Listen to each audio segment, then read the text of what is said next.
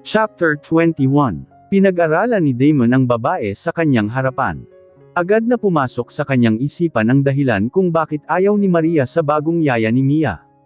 The woman she called Jocelyn is more fitted to be a waitress than a nanny, no offense meant sa mga waitress.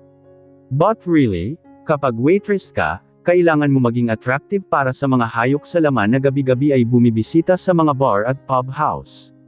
While it's important for a nanny to be clean, hanggang doon na lang iyon, ang importante ay ang kanilang hygiene. That is not the case for a waitress. The owner of the bar would prefer sexy and attractive, at ito nga ang kaharap ko ngayon. Hindi maitanggi ang kanyang physical appearance.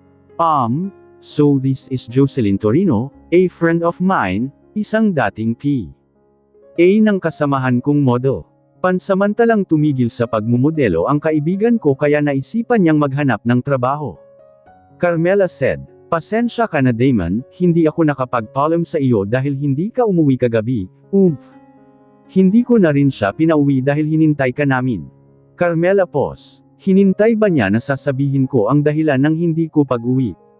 Sa isip ni Damon, hindi mangyayari iyon, ang tanging obligasyon niya ay si Mia at si Maria.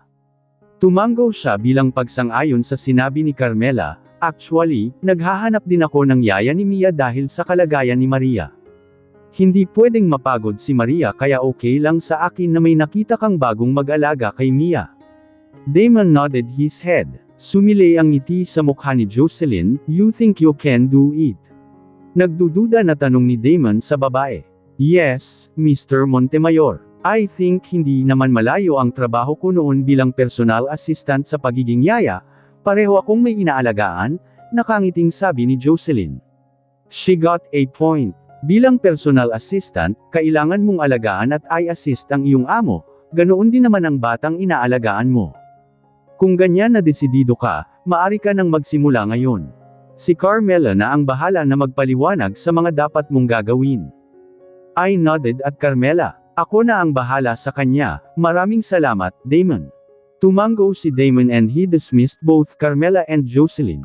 "Bakit mo tinanggap?" Nagulat si Damon sa tanong ni Maria. "Kanina ka pa ba riyan?" Agad na tanong niya sa asawa nang bigla na lang niya itong nakita na nakatayo sa living room. Lumapit si Maria at naupo sa sofa katabi ni Damon. "Yes, kaya narinig ko ang pag-uusap ninyo at nakita ko na sinulyapan mong maigi si Jocelyn, Damon," nakasimangot niyang sabi. "Ano?" Nanlaki ang mata ni Damon sa sinabi ni Maria. Hindi niya alam kung matawa ba siya o ewan sa tinura ng asawa. Hindi niya tinitigan si Jocelyn dahil sa gusto niya ito, o may pagnanasa siya sa babae, inistima niya ito kung kaya ba niya ang maging yaya ni Mia. "Nagseselos ka ba, mahal?" Diretsyong tanong ni Damon kay Maria. "Me, jealous. Why should I?" Tinaasan niya ng kilay ang asawa. "Kung gayon, bakit ayaw mong tanggapin ko siya bilang yaya ni Mia?" "Dahil hindi mo siya kilala." I almost laughed. "Ikaw hindi rin naman kita kilala noon, hindi ba? Pero, binigyan kita ng pagkakataon na maging yaya ni Mia." "Ay nako, pwede ba Damon, umayos ka nga. I was recommended by your retired mayordoma at excuse me Mr. Montemayor pero judgmental ka. Ayaw mo akong tanggapin noon no." Inirapan pa niya ang asawa. "Kung hindi pa dahil kay Mia ay hindi mo ako tatanggapin na tatandaan mo pa. Mabuti na lang talaga at lumabas si Mia at nakita niya ako bago mo ako tuluyang pinalayas." Tuluyan ang inikutan ni Maria ng mata si Damon. "Pero ang babaeng iyan na kasama ni Carmela ay walang kahirap-hirap na tinanggap mo. Siguro nagustuhan mo siya dahil maganda at sexy," bumantong hininga si Maria. Sa isip ni Damon, nagbago na naman ang mood ng asawa niya. Maybe it's part of her pregnancy hormones. This time selos na naman ang umiiral sa kanya. "Maria baby, we need a new nanny for Mia. Hindi ka pwedeng mag-agod, you need to take a rest, hindi stress which is why, iwasan mo muna ang magalit okay? Huwag ka nang magselos, sino ba ang nagsasabi sa iyo na nagseselos ako ha?" Namilog ang mata ni Maria na inirapan si Damon. Hindi na naiwasan ni Damon ang tumawa. "Kung hindi ka nagseselos, bakit parang hindi ka mapalagay na tinanggap ko si Jocelyn?" Tinaasan ng kilay ni Damon si Maria. "Anong hindi mapalagay, hindi ah. Nagtataka lang ako na mabilis mo siyang tinanggap, samantalang ako noon ay pinahirapan mo. Baby, si Jocelyn ay mature na samantalang ikaw ay bata pa kaya ka duda-duda. Ang sabihin mo ay namilog ang mata mo nang makita mo ang malaki niyang apple, ang cleavage niya ay lumuwa sa iyong harapan dahil sa kanyang kasuotan pero hindi mo sinaway samantalang ako ay, nagseselos ka nga, Maria, huwag mo nang i-deny dahil obvious na obvious ka. Sinabi ng hindi ako nagseselos she stood up. Damon chuckled, you're obviously jealous. Nilapitan ni Damon si Maria at niyakap. He leaned forward and buried his face on her neck. Inamoy niya ang bagong palaygo na asawa. Han, you smell like heaven. Tinulak ni Maria si Damon ngunit hindi man lang ito gumalaw sa pagkayakap sa kanya dahil sa laki ba naman tao ng kanyang asawa, hindi ito basta-basta matitinag. Bitiwan mo nga ako, ganyan ka naman palagi, binobola mo ako. Dinadaan mo sa mga lamang-lamang ang kasalanan mo. Umismid na naman si Maria. Ha, ako, may kasalanan. Inosente na tanong ni Damon, kunyari ka pa riyan. Kagabi ka pa may kasalanan ha, hindi ka nagpaalam ng maayos sa akin. Wala akong kamuwang-muwang na nandoon ka na pala sa tuktok ng bundok, abalabas na ng Maynila ang Tagaytay. Ngayon naman ay agad mo nang tinuka ang palay na lumapit sa iyo. Damon couldn't contain his laughter. He pulled out from her. Pero nang makita niya na hindi nakangiti si Maria, sa bagkos ay namumula pa, tumigil na siya sa pagtawa, malalim na bumantong hininga si Damon. Ang hirap naman pala kapag buntis ang asawa mo. Parang hindi mo alam kung saan ka lulugar, naghahanap ito ng paraan na may pagtatalunan kayo. Umusal ng panalangin si Damon na sana ay bigyan pa siya ng mahabang pasensya. Dahil as far as he's concerned, ang kasalanan lamang niya ay ang hindi pagpaalam ng maayos kagabi. Sweetheart, please stop being jealous. Muli itong yamakap sa asawa upang ipadama ang nabubuhay na sawa. See, mabilis na nagalit ang espada ko dahil sa pagseselos mo Maria, baby. Tandaan mo, sa iyo lang ito nagre-react ng ganito. Kaya tigil-tigilan mo na ang pagseselos dahil kung hindi mapipilitan akong ipasok sa iyong hita ang espada kong ito, now we don't like that do we? Baka mabinat ka, baka hindi pa pwedeng galawin ka dahil sa blidang mo kamakailan lang. I need to talk with your old giant here in Manila, mahabang paliwanag ni Damon. Don't think for a second na kaya ko tinanggap si Jocelyn ay dahil may pagnanasa ako sa kanya. Damon pulled out from her. Kung iyan ang iniisip mo. Gamit ang daliri, he covered Maria's mouth when she was about to speak. You're just pregnant baby, kaya ganyan kayo Ray welcome. He grinned. Yabang nito, muli niyang inikutan ng mata si Damon. Nagsimula ng humakbang si Maria sa dining room. Nakasunod naman ang asawa sa kanya. Ewan ko ba sweetheart, pero iba ang pakiramdam ko sa babaeng iyan. Tuldok panipik. Ayan ka na naman sweetheart, pakiramdam mo lang iyan dahil sa dinadala mo. It's just your hormones. Do you think hindi siya kinilatis ni Carmela? Mia is her daughter after all. Hindi yun papayag na may masamang mangyayari sa kanyang anak. Mahinahon ngunit mariin na saad ng asawa. Sa isip ni Damon, malaki na ang ipinakita na pagbabago ni Carmela kung ang pag-aalaga kay Mia ang pag-uusapan. Sinabi ni Monica na si Carmela ang nag-aalaga kay Mia noong nagbakasyon sila sa probinsya. Kaya hindi rin pwede na ipahamak niya ang kanyang anak. Sana nga nagkamali lang ako ng akala Damon, sana nga, hindi na kumibo pa si Maria. In her thoughts, it's not just about her hormones. Maaring nagseselos rin siya, but deep inside her, it's not just about jealousy, it's about her instinct. Pagdating nila sa dining room ay nandoon na si Carmela, Jocelyn at Mia. Masaya silang nag-uusap habang pinapakain si Mia. Good morning, Miss Maria, nakangiting bati ni Jocelyn. Alam mo bang maraming magagandang bagay na sinabi sa iyo si Mia? Malaki pala ang respeto at pagmamahal ng anak ni na Sir Damon at Ma'am Carmela sa iyo, hindi napawi ang ngiti sa labi ni Jocelyn. Nakita ni Damon ang pag-ismid ng asawa. Women. Sinasabi ko nang wala akong ginagawa na masama sa opisina Maria. Bakit ba lahat na lang pinagdiskitihan mo, pinagdudahan mo? Kahit gaano pa ang pigil ni Damon na huwag magalit ay hindi niya maiwasan ang hindi tumaas ang boses.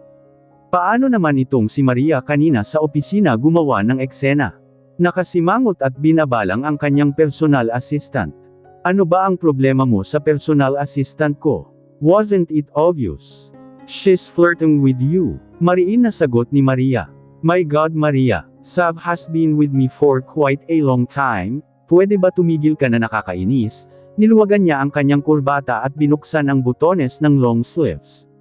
Napasinghap si Maria, ngayon lang niya naranasan na tinaasan siya ng boses ng asawa. Masama ba ang magtanong? Gumagaw ang butas ng ilong ni Maria dahil sa sobrang pagpigil na hindi maiyak. Bakit parang kasalanan pa niya? Kung hindi ka guilty Damon, bakit ka nagagalit? Tumiim ang bagang ni Damon na nakatalikod kay Maria, ang asawa ay nakaupo sa kama simula nang pumasok sila sa kanilang silid. 5 buwan na ang tiyan ni Maria nabibigatan na siya dahil kambal kaya mabilis ang paglaki nito. Dahil ang tigas ng ulo mo, ilang beses ko na bang sinabi sa iyo na itigil mo na ang walang kabuluhan na pagseselos mo, hindi na ako natutuwa. Matigas niyang sabi. Bakit Damon? Sa palagay mo ba natutuwa ako sa mga nangyayari? Akala mo ba hindi ako nahihirapan sa mga nangyayari ngayon sa buhay natin ha? Akala mo ba hindi ako nasasaktan, ha? Nahihirapan na ako Damon. Pinaghahampas ni Maria ang likod ng asawa. Gulat naman si Damon sa ginawa ng kanyang asawa. Stop it, woman. You're being unreasonable. Damon shouted. Anong pinagsasabi niyang nahihirapan siya? Hindi ako ang problema rito Damon. Kundi ikaw. You're being insensitive and you're a freaking liar. Hindi na napigilan ni Maria ang umiyak ng husto. Damon closed his eyes and count from 1 to 10. Sumusobra na si Maria, pero kailangan niyang maging mahinahon alang-alang sa kanyang dinadala. Siya pa ang lumabas na insensitive gayong siya itong umiwas sa ugali nito. Siya pa ang sinungaling gayong siya pa nga itong palaging napahiya sa ugali niya. Shut up Maria, stop with your false accusations. I'm not accusing you. Ikaw ang nagsisinungaling. Hinarap ni Damon si Maria at napahilamos na lamang sa kanyang mukha. I think you're acting like a child you are. Hindi na yan utos ng bata o ng dinadala mo. Sumusobra ka na. Parang ginagamit mo lang ang pagiging buntis mo para mag-iinarte. Tama na Maria please, nakakainis na. Nakakawalang gana. Matalim ang tingin ni Damon kay Maria, ngunit nang makita niya ang mamasa-masang mata nito ay nag-iwas siya ng tingin. Sa isip ni Maria, totoo ngang nawala na siya ng gana dahil sa kanyang kalagayan. Totoo ngang nagbago na si Damon, dinadaan niya sa galit ang mga ginagawa niya para hindi ko siya nasambatan. Maria thought, hindi ako nag-inarte. Ikaw ang nagbago. Walang patutunguhan itong pag-uusap natin Maria, kausapin mo na lang ako kung matino na ang pag-iisip mo. Saan ka pupunta? Malakas na tanong ni Maria nang humakbang si Damon palabas ng pintuan. Away from you, mas mabuti pang lumabas na lang muna ako at doon na lang ako matulog sa guest room. Walang lingon-lingon na lumabas ng pintuan si Damon. Naiwan sa silid si Maria maumiiyak dahil sa sama ng loob. Gusto niyang isigaw ang sama ng loob na kanyang naramdaman subalit may isinaalang-alang siya. Gusto lang naman niyang iklaro ang mga bagay-bagay na nakarating sa kanya subalit defensive kaagad si Damon. Pinatunayan lamang niya na tama nga ang mga iyon. Damon is unreasonable, hindi siya makasumbat dahil sa binabalang kaagad siya nito kahit ang totoo ay gusto pa sana niyang iklaro ang lahat. Palaging ipinagpauna na rason niya ay dahil sa siya ay buntis, hormonal imbalance, unreasonable, nagseselos mga bagay na lalong nakasakit sa kanyang damdamin. Umiling na huminga si Maria dahil wala naman siyang magagawa pa. Lumabas na ang kanyang asawa, ayaw siya nitong makatabi. Hindi lang naman ito ang unang beses na nagtatalo sila, but this is the first time na iniwanan siya sa silid. At kahit gaano pa niya inintindi ang sitwasyon, nagagalit siya sa mga pangyayari ngayon sa kanyang buhay. Lalo pa at wala siyang magagawa dahil buntis siya. Sa labas, nangagalait pa rin si Damon sa galit. What is wrong with my wife? Kahit malayo ang agwat ng kanilang edad, ay hindi ito ang Maria na kilala niya. Maria is not acting like a child, but like a formal young lady. Pero simula nang mabuntis ito ay wala nang ginawa kundi ang magselos magalit at parang laging naghahanap ng gulo. Malalim na banteng hininga ang pinakawalan ni Damon. Kahit anong posisyon niya hindi siya makatulog. Hindi alam ni Maria pero napapahiya na siya sa mga sambat ng kanyang mga kaibigan at empleyado dahil sa pagiging unprofessional nito. Basta na lamang susugod sa opisina at nanunumbat tungkol sa mga nangyayari sa opisina na kesyo may gusto ang mga babaeng si ganito sa kanya. It's not just in the office, even at home, kung hindi si Carmela ay si Jocelyn ang kinakausap ni Maria. She's acting like a freaking child and it's getting on his nerves. Makailang posisyon na siya ngunit hindi pa rin siya makatulog kaya bumangon siya at lumabas ng kwarto sa guest room na nasa first floor. Naabutan na lamang sila ng gabi sa pagtatalo ni Maria. Hindi nalutas ang kanilang away.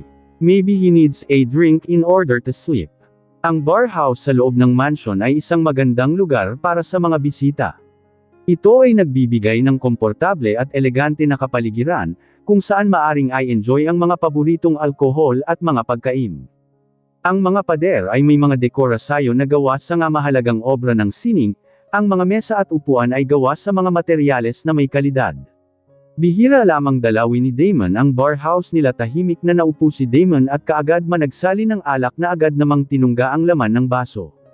Bakit parang nag-iba ang ugali ni Maria, Damon thought. Dati-rati ang kanyang ugali ay kawili-wili at reasonable. Not now, ang laki naman ng ipinagbago na akala mo naman ay may basehan sa kanyang pagseselos. Tough night. Napalingon si Damon kay Carmela na umupo sa kanyang tabi. She nodded at her, "Where's Mia?" "Mia is fine, nandoon sa kanyang silid katabi si Jocelyn." "About yesterday, I'm sorry about Maria," patuloy si Damon sa pag-inom ng alak. Yes, I mean, hindi niya matanggap si Jocelyn, galit siya sa pagpakilala ko sa iyo kay Jocelyn. Tuldok panipik. Carmela sighed. 2 buwan na ang lumipas, she's still accusing me and Jocelyn, nakangiting sabi ni Carmela habang hinawakan ang isang wine bottle. May I? Nagpaalam siya kay Damon na makiinan na rin. Sure, hindi rin kasi ako makatulog dahil sa trabaho ko. I mean, marami nang nagbago. Carmela crossed her legs exposing her long-legged. Ngayon lang ata niya napansin na nakasuot na ito ng pantulog. A nightie.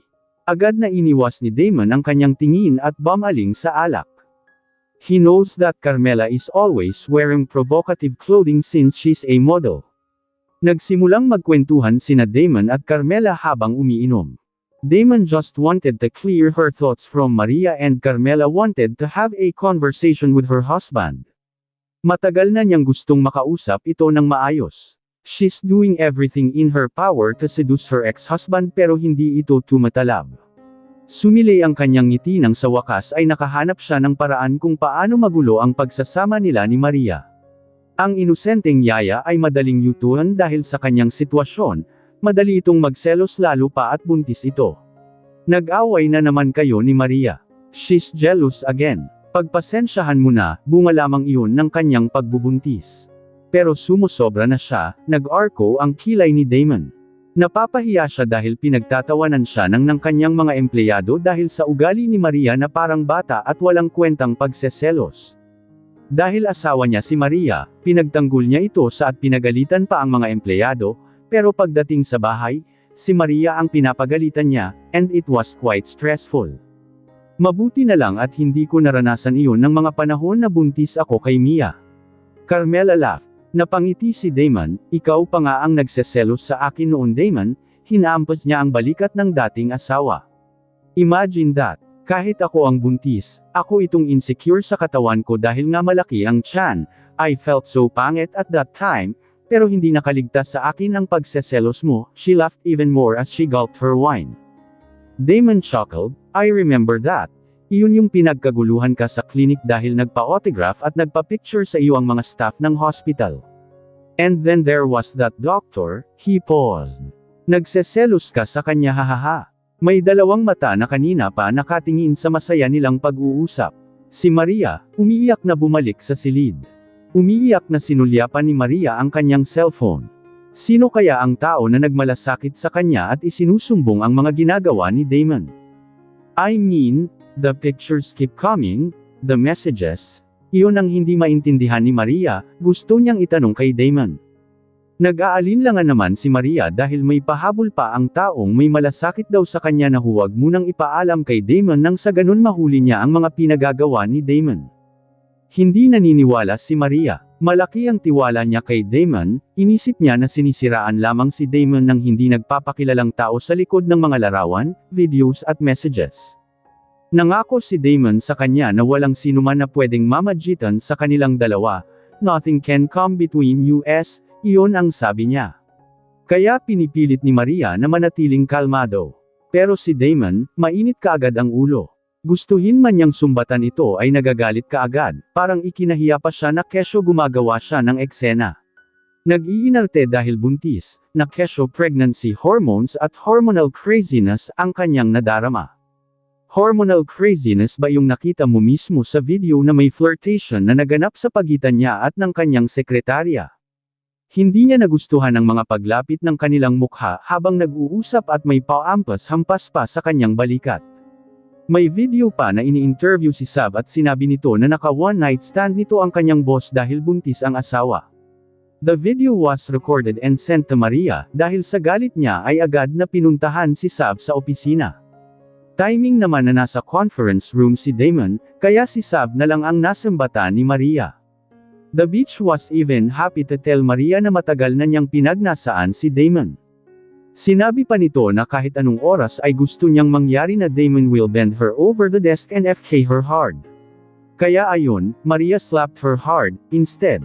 Dahil dito ay nagkaroon ng komosayon at nang lumabas si Damon ay umiiyak si Sav na nagsumbong sa amo, kinampihan naman ng mga kasamahan si Sav ang assistant ni Damon, kaya ang kawawang si Maria ang pinagalitan ng CEO dahil madalas na siyang napapahiya sa ginawa ni Maria. Laging nasasaktan si Maria sa inaasta ng asawa. Hindi siya pinakikinggan kaya hindi na rin niya masabi kay Damon ang gusto niyang itanong. Palaging naunahan kasi si Maria ng bugzo ng kanyang damdamin kaya madalas imbes na si Damon ang kanyang susumbatan ay ang mga babae na may kaugnayan kay Damon. Mga babaeng nagpapakita ng mali siya kay Damon. Bakit hindi niya ito nakikita? Bakit kasalanan pa niya? He knows that she loves him very much. It's normal for her to act the way she was acting, it's not hormonal craziness. Kahit anong pilit niyang gawin ay hindi siya makatulog kaya lumabas siya ng silid at bumaba sa hagdan.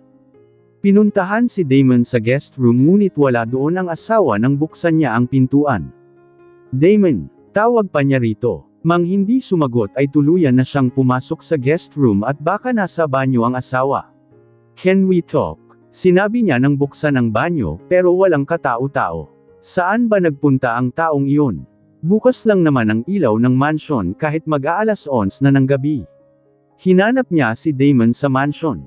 Tulog na ang mga kasambahay nila, tulog na rin sina Madam Luz Diminda at Monsieur Rogelio, maging sina Mia at Jocelyn. Siya na lamang ang gising at si Damon. Sa hallway ay nakarinig siya ng halakhak na agad nakatawag sa kanyang pansin kaya tinuntun niya ang pinagmulan nito.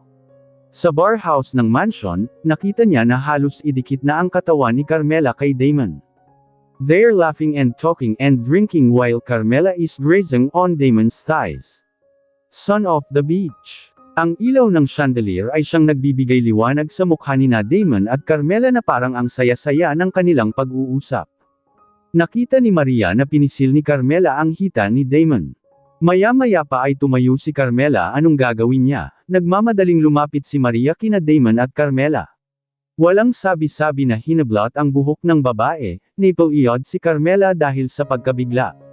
"Oh, Aray ano ba, bitiwan mo ako." Sabi nito na nangangamoy alak. Nabitiwan pa ni Carmela ang hawak na bote ng wine kaya gumawa ito ng ingay sa tiles na sahig. Damon widened his eyes in shock.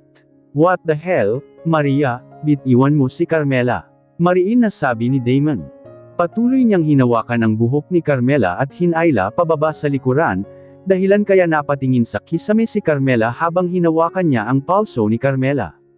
Nagsisikap siyang makaalis sa mahigpit na pagsabunot ni Maria sa kanyang buhok na ultimo isang tigre. "Hayop ka, sinasabi ko na ba may masama kang balak sa asawa ko? You wanted to seduce him. At ikaw namang lalaki ka, ano ka ba, hinayaan mo lang siya na hawak-hawakan ka niya. Hindi mo ba naramdaman na tinutukso ka na ha?" Galit na napasulyap si Maria kay Damon. Hindi niya maiwasan na mapaiyak. "What the hell are you talking, Maria? Unaandar na naman ang pagiging unreasonable mo, we were just talking." "Talking mo mukha mo." Napasinok si Maria. Talking lang ba yung nagpang-abot na ang inyong hita? Damon, help me, tawag ni Carmela kay Damon. At this time, nakatayo na si Damon at pinigilan na si Maria. Natatakot siya na baka kapag makawala si Carmela mula sa pagsabunot ni Maria at baka hindi ito makapagpigil at gumanti sa kanya, buntis pa naman ito, paano kung intulak siya? Tama na iyan, Maria. Tumigil ka na. Nagmamadali na siyang tinanggal ang kamay ni Maria sa buhok ni Carmela na parang tuko sa higpit ng pagkahawak nito sa modelo. Halos hindi mapigilan ang pangungunyapit ng kamay niya. Nang makawala na si Carmela sa pagsabunot ni Maria ay sinampal pa ni Maria si Carmela. Dahil sa pagkabigla ay yamakap ito kay Damon at umiiyak. Hindi magawang itulak ni Damon ang umiiyak na si Carmela, sa bagkus, ay galit itong napatingin sa asawa. Bumalik ka na sa itaas, Maria, please, bumalik ka na doon. Mahina ngunit mariin na utos ni Damon. Bakit mo siya niyakap, bitiwan mo siya. Ano bang nangyayari rito? Madam Luz Diminda turned on the light of the hallway. Umabot ang liwanag sa bar house na nasa left side ng mansion. Napasinghap siya nang makita na nakayakap si Carmela kay Damon at nakasuot lamang ito ng nightie. See-through at above the knee. Ang buhok nito ay parang mula sa labas na ginugilo ng hangin. Sa kinatayuan ni Damon, Carmela at Maria, ay nakapalibot ang bubog ng nabasag na wine glass, basa ang sahig. Oh, my God! What on earth is happening here? Tumaas ang kilay ni Madam Luz Diminda. Don't tell me, she stopped. And askang no one in particular, don't tell me kayo na ulit. Napanganga si Damon nang ma-realize na iba ang iniisip ng ina dahil sa pagkayakap ni Carmela sa kanay. Hindi rin nakatulong ang kanyang suot na see-through na hindi man lang umabot sa kanyang tuhod. I can't blame Maria, kung hindi na ninyo mapigilan ang inyong sarili dahil mahal pa ninyo ang isa't isa, dahil may pagnanasa pa kayo sa isa't isa. Huwag naman sana dito sa mansion, Damon, your wife is, she paused again. Han, they're both your wife nga pala. Pwede ba saka na lang kayo magyakapan, gisingin mo muna ang mga maid natin, Damon, at ipalinis mo sa Camila ang bubog. Ano ba kasi ang nangyari? Tanong niya sa makahulugan na tinig. What happened, Carmela? Mommy Luz, I mean tita. I'm sorry but Damon and I were just talking. Talking. Wearing that. Tinuro niya ang suot ni Carmela. Carmela sighed. I was about to sleep, pero hindi ako makatulog kaya lumabas ako ng silid at balak na uminom rito. I didn't know that Damon was here. Anyway, gaya nga ng sabi ko, we're just talking and suddenly, sinugod na lang kami bigla ni Maria at sinaktan ako, humikbi na sabi ni Carmela. Sinungaling ka talaga, hindi lang naman pag-uusap ang ginawa mo kay Damon. You were touching him, sigaw ni Maria. Stop shouting, Maria, you might wake up my husband, mariin na saway ni Madam Luz Diminda kay Maria. Ma'am, ano pong ingay, napasinghap si Mildred, isa sa kanilang mga katulong nang makita ang mabubog at basang sahig. Teka lang po, lilinisin naman iyan, Gloria, kumuha ka nga ng walis at mop doon sa garage. Agad naman na tumalima si Gloria. Wait, tawag ni Mildred sa mabilis na tumalima na si Gloria. Dalhin mo na rin ang vacuum cleaner. Muling bumalik sa silid sina Maria at Damon. You disgust me. Palagi mo na lang akong pinapahiya. Sambat niya kay Maria. Bakit ka na nagkakaganiyan, Maria? Ako dapat ang magtanong niyan, Damon, pwede ba pakinggan mo muna ako bago ka pa magalit riyan? Meanwhile tumawa siya dahil sa gulo na nasasakihan niya sa mansion, *Elshot's right all along, plano pa rin ni Carmela na tuksuhin si Damon. Meanwhile she was smiling at the chaos inside the mansion. Plano pa rin ni Carmela na agawin si Damon. Hindi pa rin niya matanggap na nakuha na si Damon sa iba.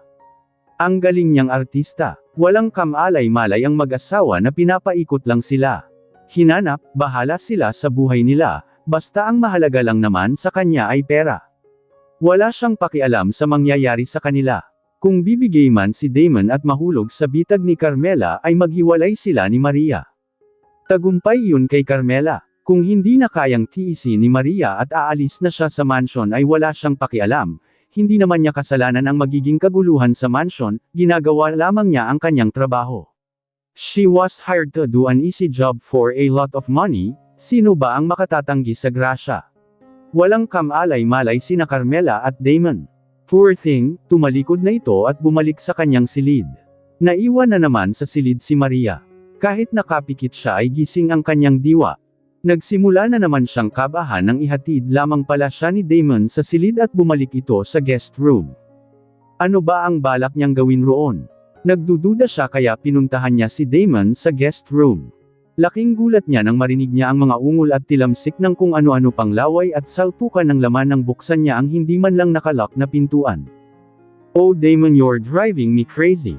Si Damon ay nakatayo sa gitna ng silid habang si Carmela ay nakaluhod sa carpet at sinasamba si Damon. "Stop this, Carmela," mahina na utos ni Damon ngunit hindi siya pinakikinggan ni Carmela. "Oh, Damon, huwag kang ganyan, alam mong mahal na mahal kita, hindi ba? Stop it, lumabas ka na, umalis ka na rito." Pero ang kanyang utos ay hindi pa rin pinakinggan ni Carmela. Sa bagkus ay inabot niya ang suot na t-shirt ni Damon at pinasok ang kanyang kamay sa loob. Ang kanyang matulis na kuko ay gumuhit sa balat ni Damon. "Oh, Jesus!" Napadaing si Damon nang mahigpit niyang mahawakan ang buhok ni Carmela habang nakatingala ito sa kanya. Naghihintay ng senyales kung kailan buksan ang zipper ng kanyang trousers. "I told you to go out." Pilit nilabanan ni Damon ang init ng kanyang katawan na parang may kuryente na dumaloy rito. "Don't be so mean to me, Damon. You know that I love you so much." "Oh, cut it out, Carmela. I love you so much." Bahagyang tumaas ang pagkaluhod ni Carmela at hinalikan ang malinis at bakat na abs ni Damon. Mabilis na dinilaan ni Carmela ang tiyan ni Damon. "Alam kong mahal mo pa ako, Damon. I know that you still love me." Napadaing nang wala sa oras si Damon nang sadyang diniin ni Carmela sa balat ni Damon ang kanyang matulis na kuko.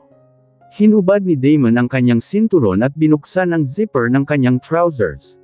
Jesus! Napalunok ng laway si Damon nang mula sa underwear ay ilabas ni Carmela ang matigas na ari ng dating asawa at buong sigla ito na sinubo sa kanyang bunganga.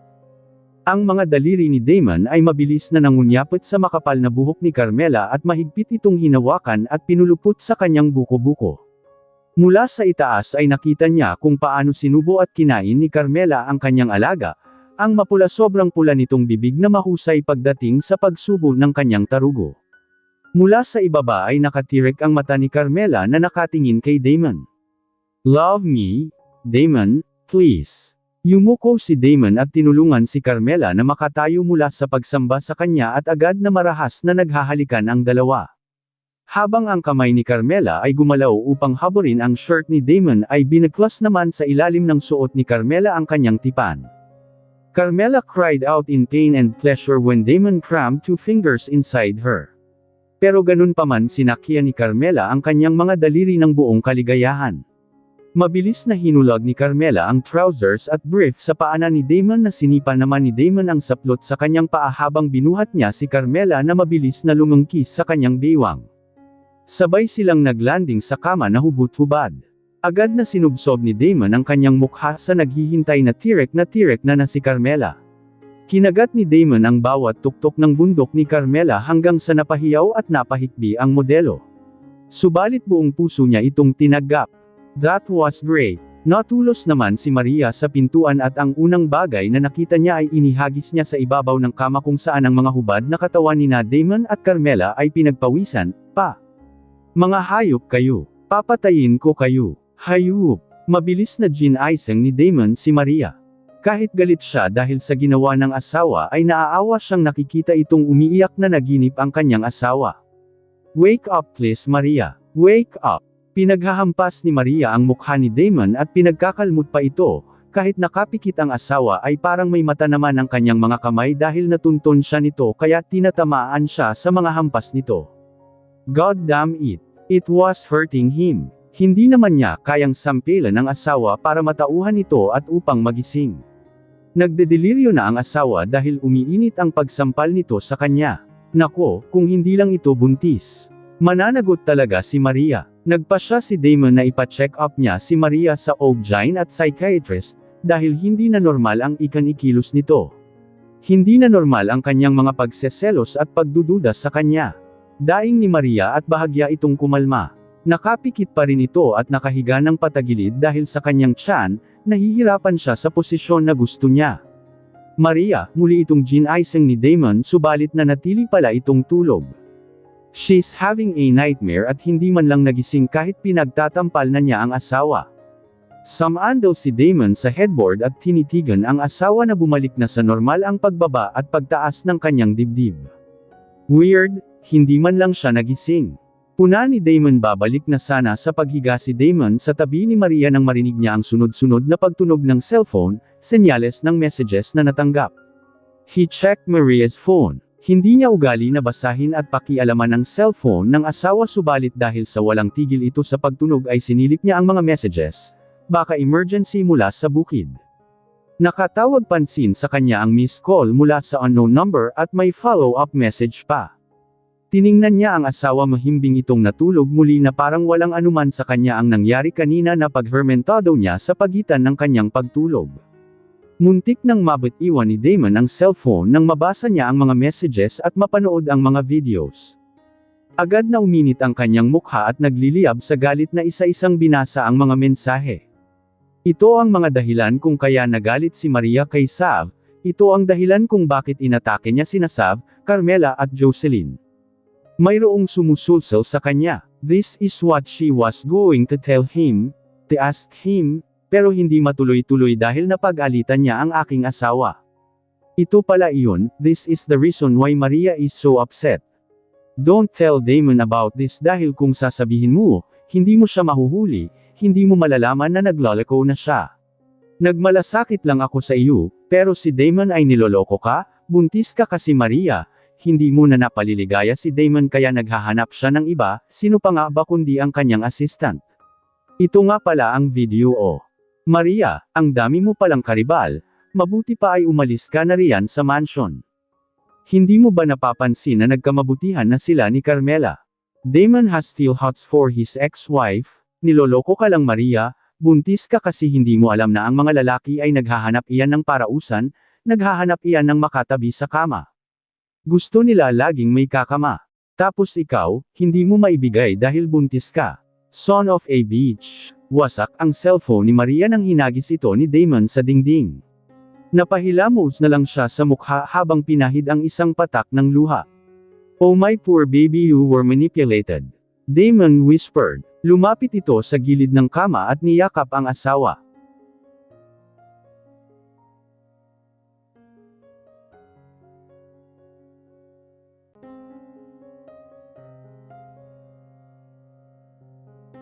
Chapter 22. Dahil sa sobrang stress ko kahapon at drama na nangyari sa pagitan namin ni Carmela at Damon ay tinanghali ako ng gising. Kahit gising na ang diwa ko ay hindi ko minulat ang aking mata. The dream, the nightmare last night was so vivid and seemed so real, but I know it wasn't. Dahil nang gumising ako para magbanyo ay katabi ko si Damon at nakayakap pa sa akin. Bahagya ko pa siyang tinulak dahil galit ako sa aking panaginip involving him and Carmela. I cursed silently, dahil siguro sa galit ko kay Carmela at Damon nang makita silang magkatabi sa bar house kaya hanggang sa panaginip ay dinalaw nila ako. Gusto ko siyang itulak. Gusto ko siyang sampilan at hampasin dahil sa magkasama sila ni Carmela sa bar house kagabi. Masakit, nasaktan talaga ako. Anong mangyayari sa akin rito? Tama nga siguro ang advice ng nagte-text sa akin, mas mabuti pa ay umalis na lang ako sa mansion. Baka kasi mapahamak pa dito ang aking mga anak, ang aking kambal. I involuntarily touched my belly. Naisip ko na tawagan na lamang si Linda para sunduin niya ako rito sa mansion. I couldn't take the pain anymore. Niloloko ko lang ang aking sarili. Kahit nakapikit ako ay inabot ko ang cellphone sa bedside table subalit hindi ko ito makapa. Minulat ko ang aking mata upang alamin ang dahilan. Subalit wala ang cellphone ko sa bedside table. Napabalikwas ako ng bangon. Saan napunta ang cellphone ko? And then it hit me. Ang bango ng paborito kong bulaklak na kahit hindi native sa Pilipinas ay tumubo sa bukid ni Lolo Alberto, siguro dahil malamig doon. I gasped when I glanced at the floor and saw daffodils all over the room. The floor is covered with daffodils. Mula sa pintuan hanggang sa dingding at sa kasulok-sulukan ng silid ay puno ng bulaklak. Paanong nangyari ito? Nawala ang cellphone ko kapalit mga bulaklak na daffodils. Ang bulaklak na sa malamig na lugar lang matatagpuan gaya ng Baguio City, Mountain Province at Benguet. I mean, daffodils are not native in the Philippines. So paano nagkaroon ng ganito kadaming bulaklak sa silid namin ni Damon? The door flew open. Maria baby, sambit ni Damon, I'm sorry may bitbit siyang tray ng pagkain. Nang makita ko ang waffles at pancakes sa tray na hawak ni Damon ay tumulo kaagad ang aking laway at nagugutom na agad ako. What the hell happened? Kahapon lang ay nasasaktan ako. Mula sa opisina ni Damon hanggang sa pag-uwi namin sa mansion dahil galit siya sa akin. Kung ano-ano pang sinabi niya tungkol sa aking ugali. Na kesyo, unreasonable ako, na bata pa rin ako, na hindi pa rin ako mature. At kinagabihan ay nadaragdan pa ang sakit ng aking loob dahil sa away namin ni Damon. At dumagdag pa sa eksena ang kanyang ex-wife, niyakap pa niya si Damon. At hinayaan rin ni Damon na yakapin siya ni Carmela. Siguro, dahil sa labis na sakit na aking naramdaman ay napaginipan ko pa silang nagtatalik. Uminit kaagad ang aking pakiramdam. Hindi maari, hindi ako pwedeng magpauto kay Damon. He's hurting me. Nagugutom ka na ba mahal ko? Nilapag ni Damon ang tray sa bedside table at niyakap ako ng buong higpit. I'm very sorry, I'm very sorry. Bahagya ko siyang tinulak. Anong pakulo ito Damon? Senggal ko agad sa kanya. Kahit nagugutom ako, never kong makalimutan ang mga eksena na nakikita ko sa opisina niya. Ang kanyang assistant na nilalandi siya ay hindi niya sinaway. Ang nakita kong pagdiin ng mga hita nila ni Carmela sa bar house, in the first place, hindi siya dapat nakipag-inuman sa babaeng iyon. Niyakap pa niya ito at kinampihan. Nagulat ako nang mabilis itong lumuhad sa harapan ko. Nakaupo pa rin ako sa gilid ng kama. Titig na titig siya sa akin at nanlaki ang aking mata nang makita ko na may pamatak na luha sa kanyang mata. I'm sorry Maria, I'm very very sorry. Ang daming sakit ang nangyari sa buhay ko nang dahil kay Damon. Pero sa kabila ng lahat ay ako pa rin ang nasasaktan kapag nakita ko siyang umiiyak. Bakit? Ganito ba talaga ang umibig? Ayaw mong makita ang taong mahal mo na nahihirapan. Okay lang na ikaw ang nasasaktan. Maria, hinawakan niya ang dalawa kong kamay. Bakit hindi mo sinabi kaagad ang mga messages na natanggap mo? Kung sino man ang nag-message sa iyo ay minamanipulate ka lang, obviously, gusto nitong mag-away tayo at maghiwalay. Hindi mo ba iyon naintindihan? Mariin na tanong ni Damon. You're pregnant and I'm sorry to tell you this. Pero kung sino man ang may gawa ng messages na iyon, alam niyang madali kang maniwala kaya ginamit ka lang Maria. I wish you could have tell me sooner. Damon said, I'm very sorry sweetheart, I'm very very sorry. Sinubsob ni Damon ang kanyang ulo sa aking hita. Naramdaman kong nabasa ang aking hita. Tumagos sa suot kong maternity dress ang mainit niyang luha. Damon, mahina kong tawag sa kanya. Gumalaw ang aking mga kamay at hinawakan ang kanyang buhok. Anong nangyari na naginip ba ako ulit? Panaginip lang din ba ito? Dahil ayaw kong gumising kung panaginip nga ito, umiiyak kong sabi. Umiling si Damon. Hindi ka na naginip, pinahid niya ang luha ko. No, I was dreaming about you and Car, natigilan ako. Hindi pala alam ni Damon na napaginipan ko silang dalawa ni Carmela. He knitted his brow, ano?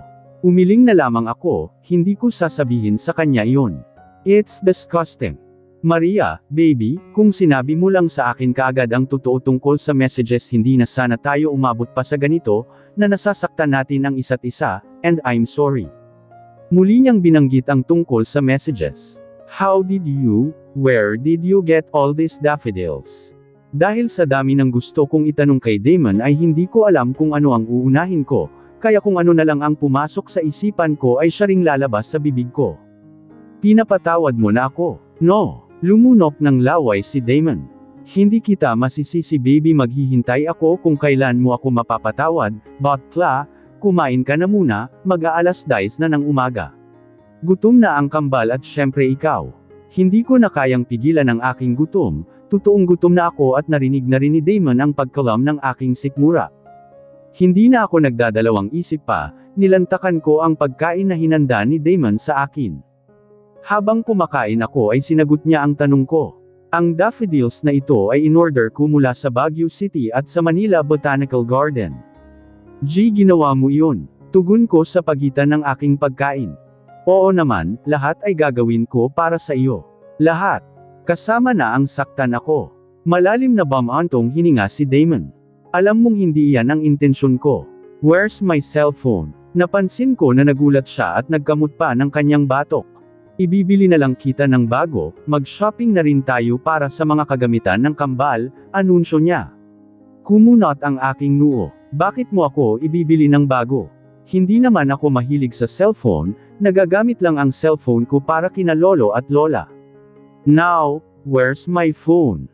Ulit kong tanong sa kanya. Kasi, hindi naman niya sinabi kung nasaan ang phone ko. Maria, sweetheart, I'm sorry, pero kagabi, nagising ako dahil sa nanaginip ka at nagrinig ang CP mo kaya sinilip ko ang mga messages at tawag mo dahil baka importante. Doon ko nalaman ang dahilan kung bakit galit ka sa mga babaeng iyon, may dahilan pala kung bakit ka nagseselos, so, where's my phone? Bakit hindi niya masagot ng diretso ang mga tanong ko? Nagalit ako after reading all the messages and the videos so, hinagis ko ang cellphone mo sa dingding. Nanlaki ang aking mata, is he kidding me? What? I threw it there. Tinuro ni Damon ang far side of the wall. Sinundan ko naman ang kanyang daliri. Doon ko inihagis ang layong cellphone. Wasak at basag na iyon babe. I'm sorry, ibibili kita ng bago. Sabihin mo lang kung ano ang gusto mong brand, bibilhin natin ang latest. At pasensya ka na talaga, baby ko. Nadamay ang cellphone mo. At least, nalaman ko ang tunay na dahilan ng iyong selos. Binabawi ko na ang sinabi ko sa iyo babe, hindi ikaw ang problema, hindi ikaw ang unreasonable. You have all the reasons to get mad. May dahilan ka. I sighed. Don't worry about her, Sav, na-fire ko na via email. Kunot ang noo na nagpaliwanag si Damon. Di Damon, totoo ba iyan? You mean, kung totoong nabasag ang iyong cellphone? Oo, Maria, dahil sa galit ko, kaya ganun ang nangyari and I'm sorry kung pinakialaman ko ang cellphone mo, but I'm glad I did dahil nalaman ko ang totoo. Please forgive me, I didn't mean to hurt you. I love you baby and I know you can feel it. Ito ang mga forensic analysis na nagre-recover ng discarded SIM cards.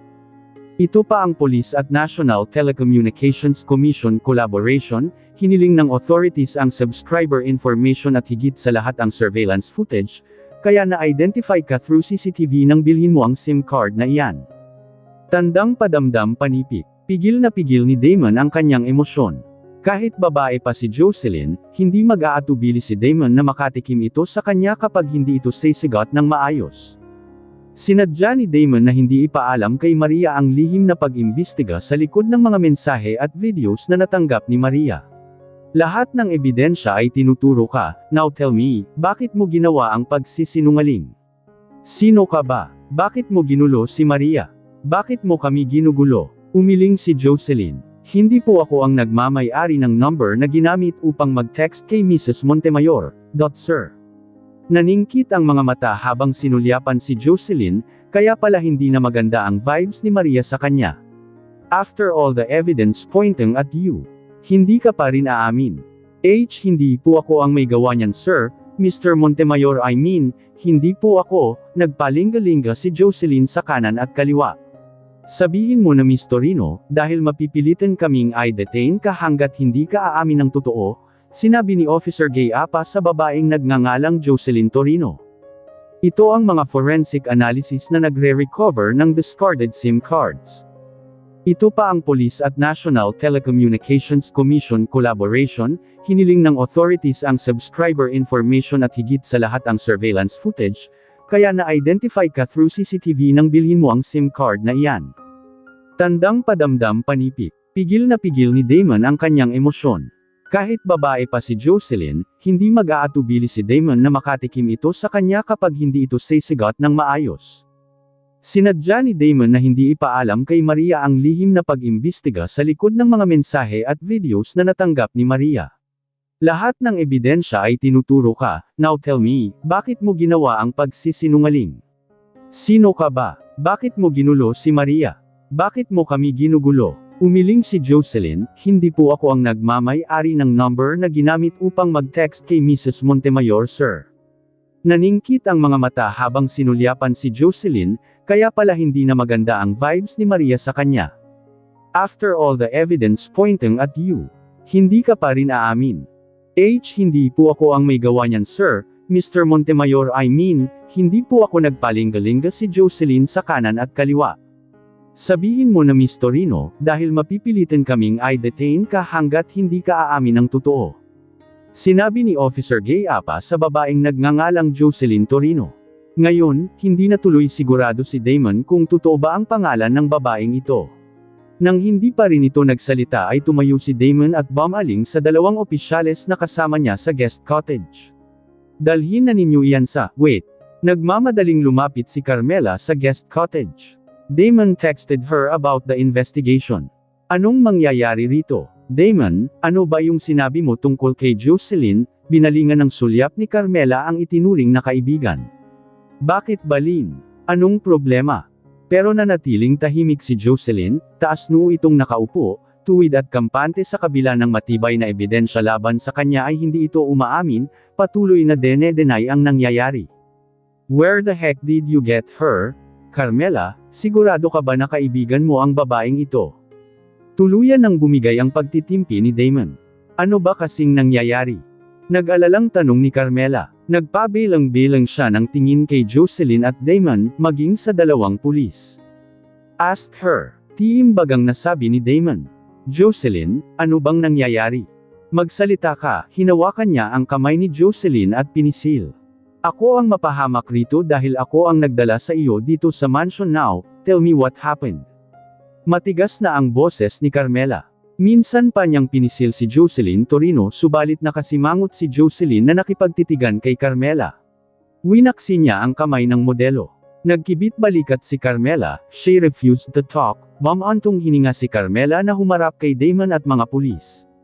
Kayo na ang bahala sa kanya Officer Gayapa, Officer Medina. Huwag ninyong payagan na makalabas sa bilangguan hanggat hindi umamin ng totoo. Yes, Mr. Montemayor. Jocelyn, mahinang tawag ni Carmela ngunit nakalsmid lamang ito sa kanya. Here, posasa na ninyo ako, walang emosyon na sabi ni Jocelyn Torino. Namangha naman si Damon sa paninindigan ng bagong yaya. Nang makaalis na sina Officer Gayapa at Officer Medina ay mabilis na nagtanong si Damon kay Carmela. Saan mo ba nakuha ang babaeng iyon Carmela? Did you run a background check on her? Gaya nga ng sabi ko sa iyo. Isa siyang personal assistant ng kaibigan kong modelo at wala namang problema akong naririnig ukol sa kanya, walang reklamo ang kaibigan ko bakit ano ba ang ginawa niya? Is it about Mia? Bahagyang nanlaki ang mata ni Carmela. Hindi naman sumagi sa isip niya ang tungkol kay Mia, huwag siyang magkakamali na saktan si Mia, nagpanik ang isipan ni Carmela. Hindi, walang kinalaman kay Mia. Tungkol ito kay Maria. Sinabi ni Damon kay Carmela ang buong detalye ng ginawa ni Jocelyn. Sa palagay ni Damon, dapat lang nasabihin ito sa kanya dahil siya ang nag-introduce kay Jocelyn sa mansion. Kung may mangyari na masama kay Maria, hindi lang si Jocelyn ang sisisihin niya, maging si Carmela. Oh no, I'm sorry Damon, but I didn't know about that.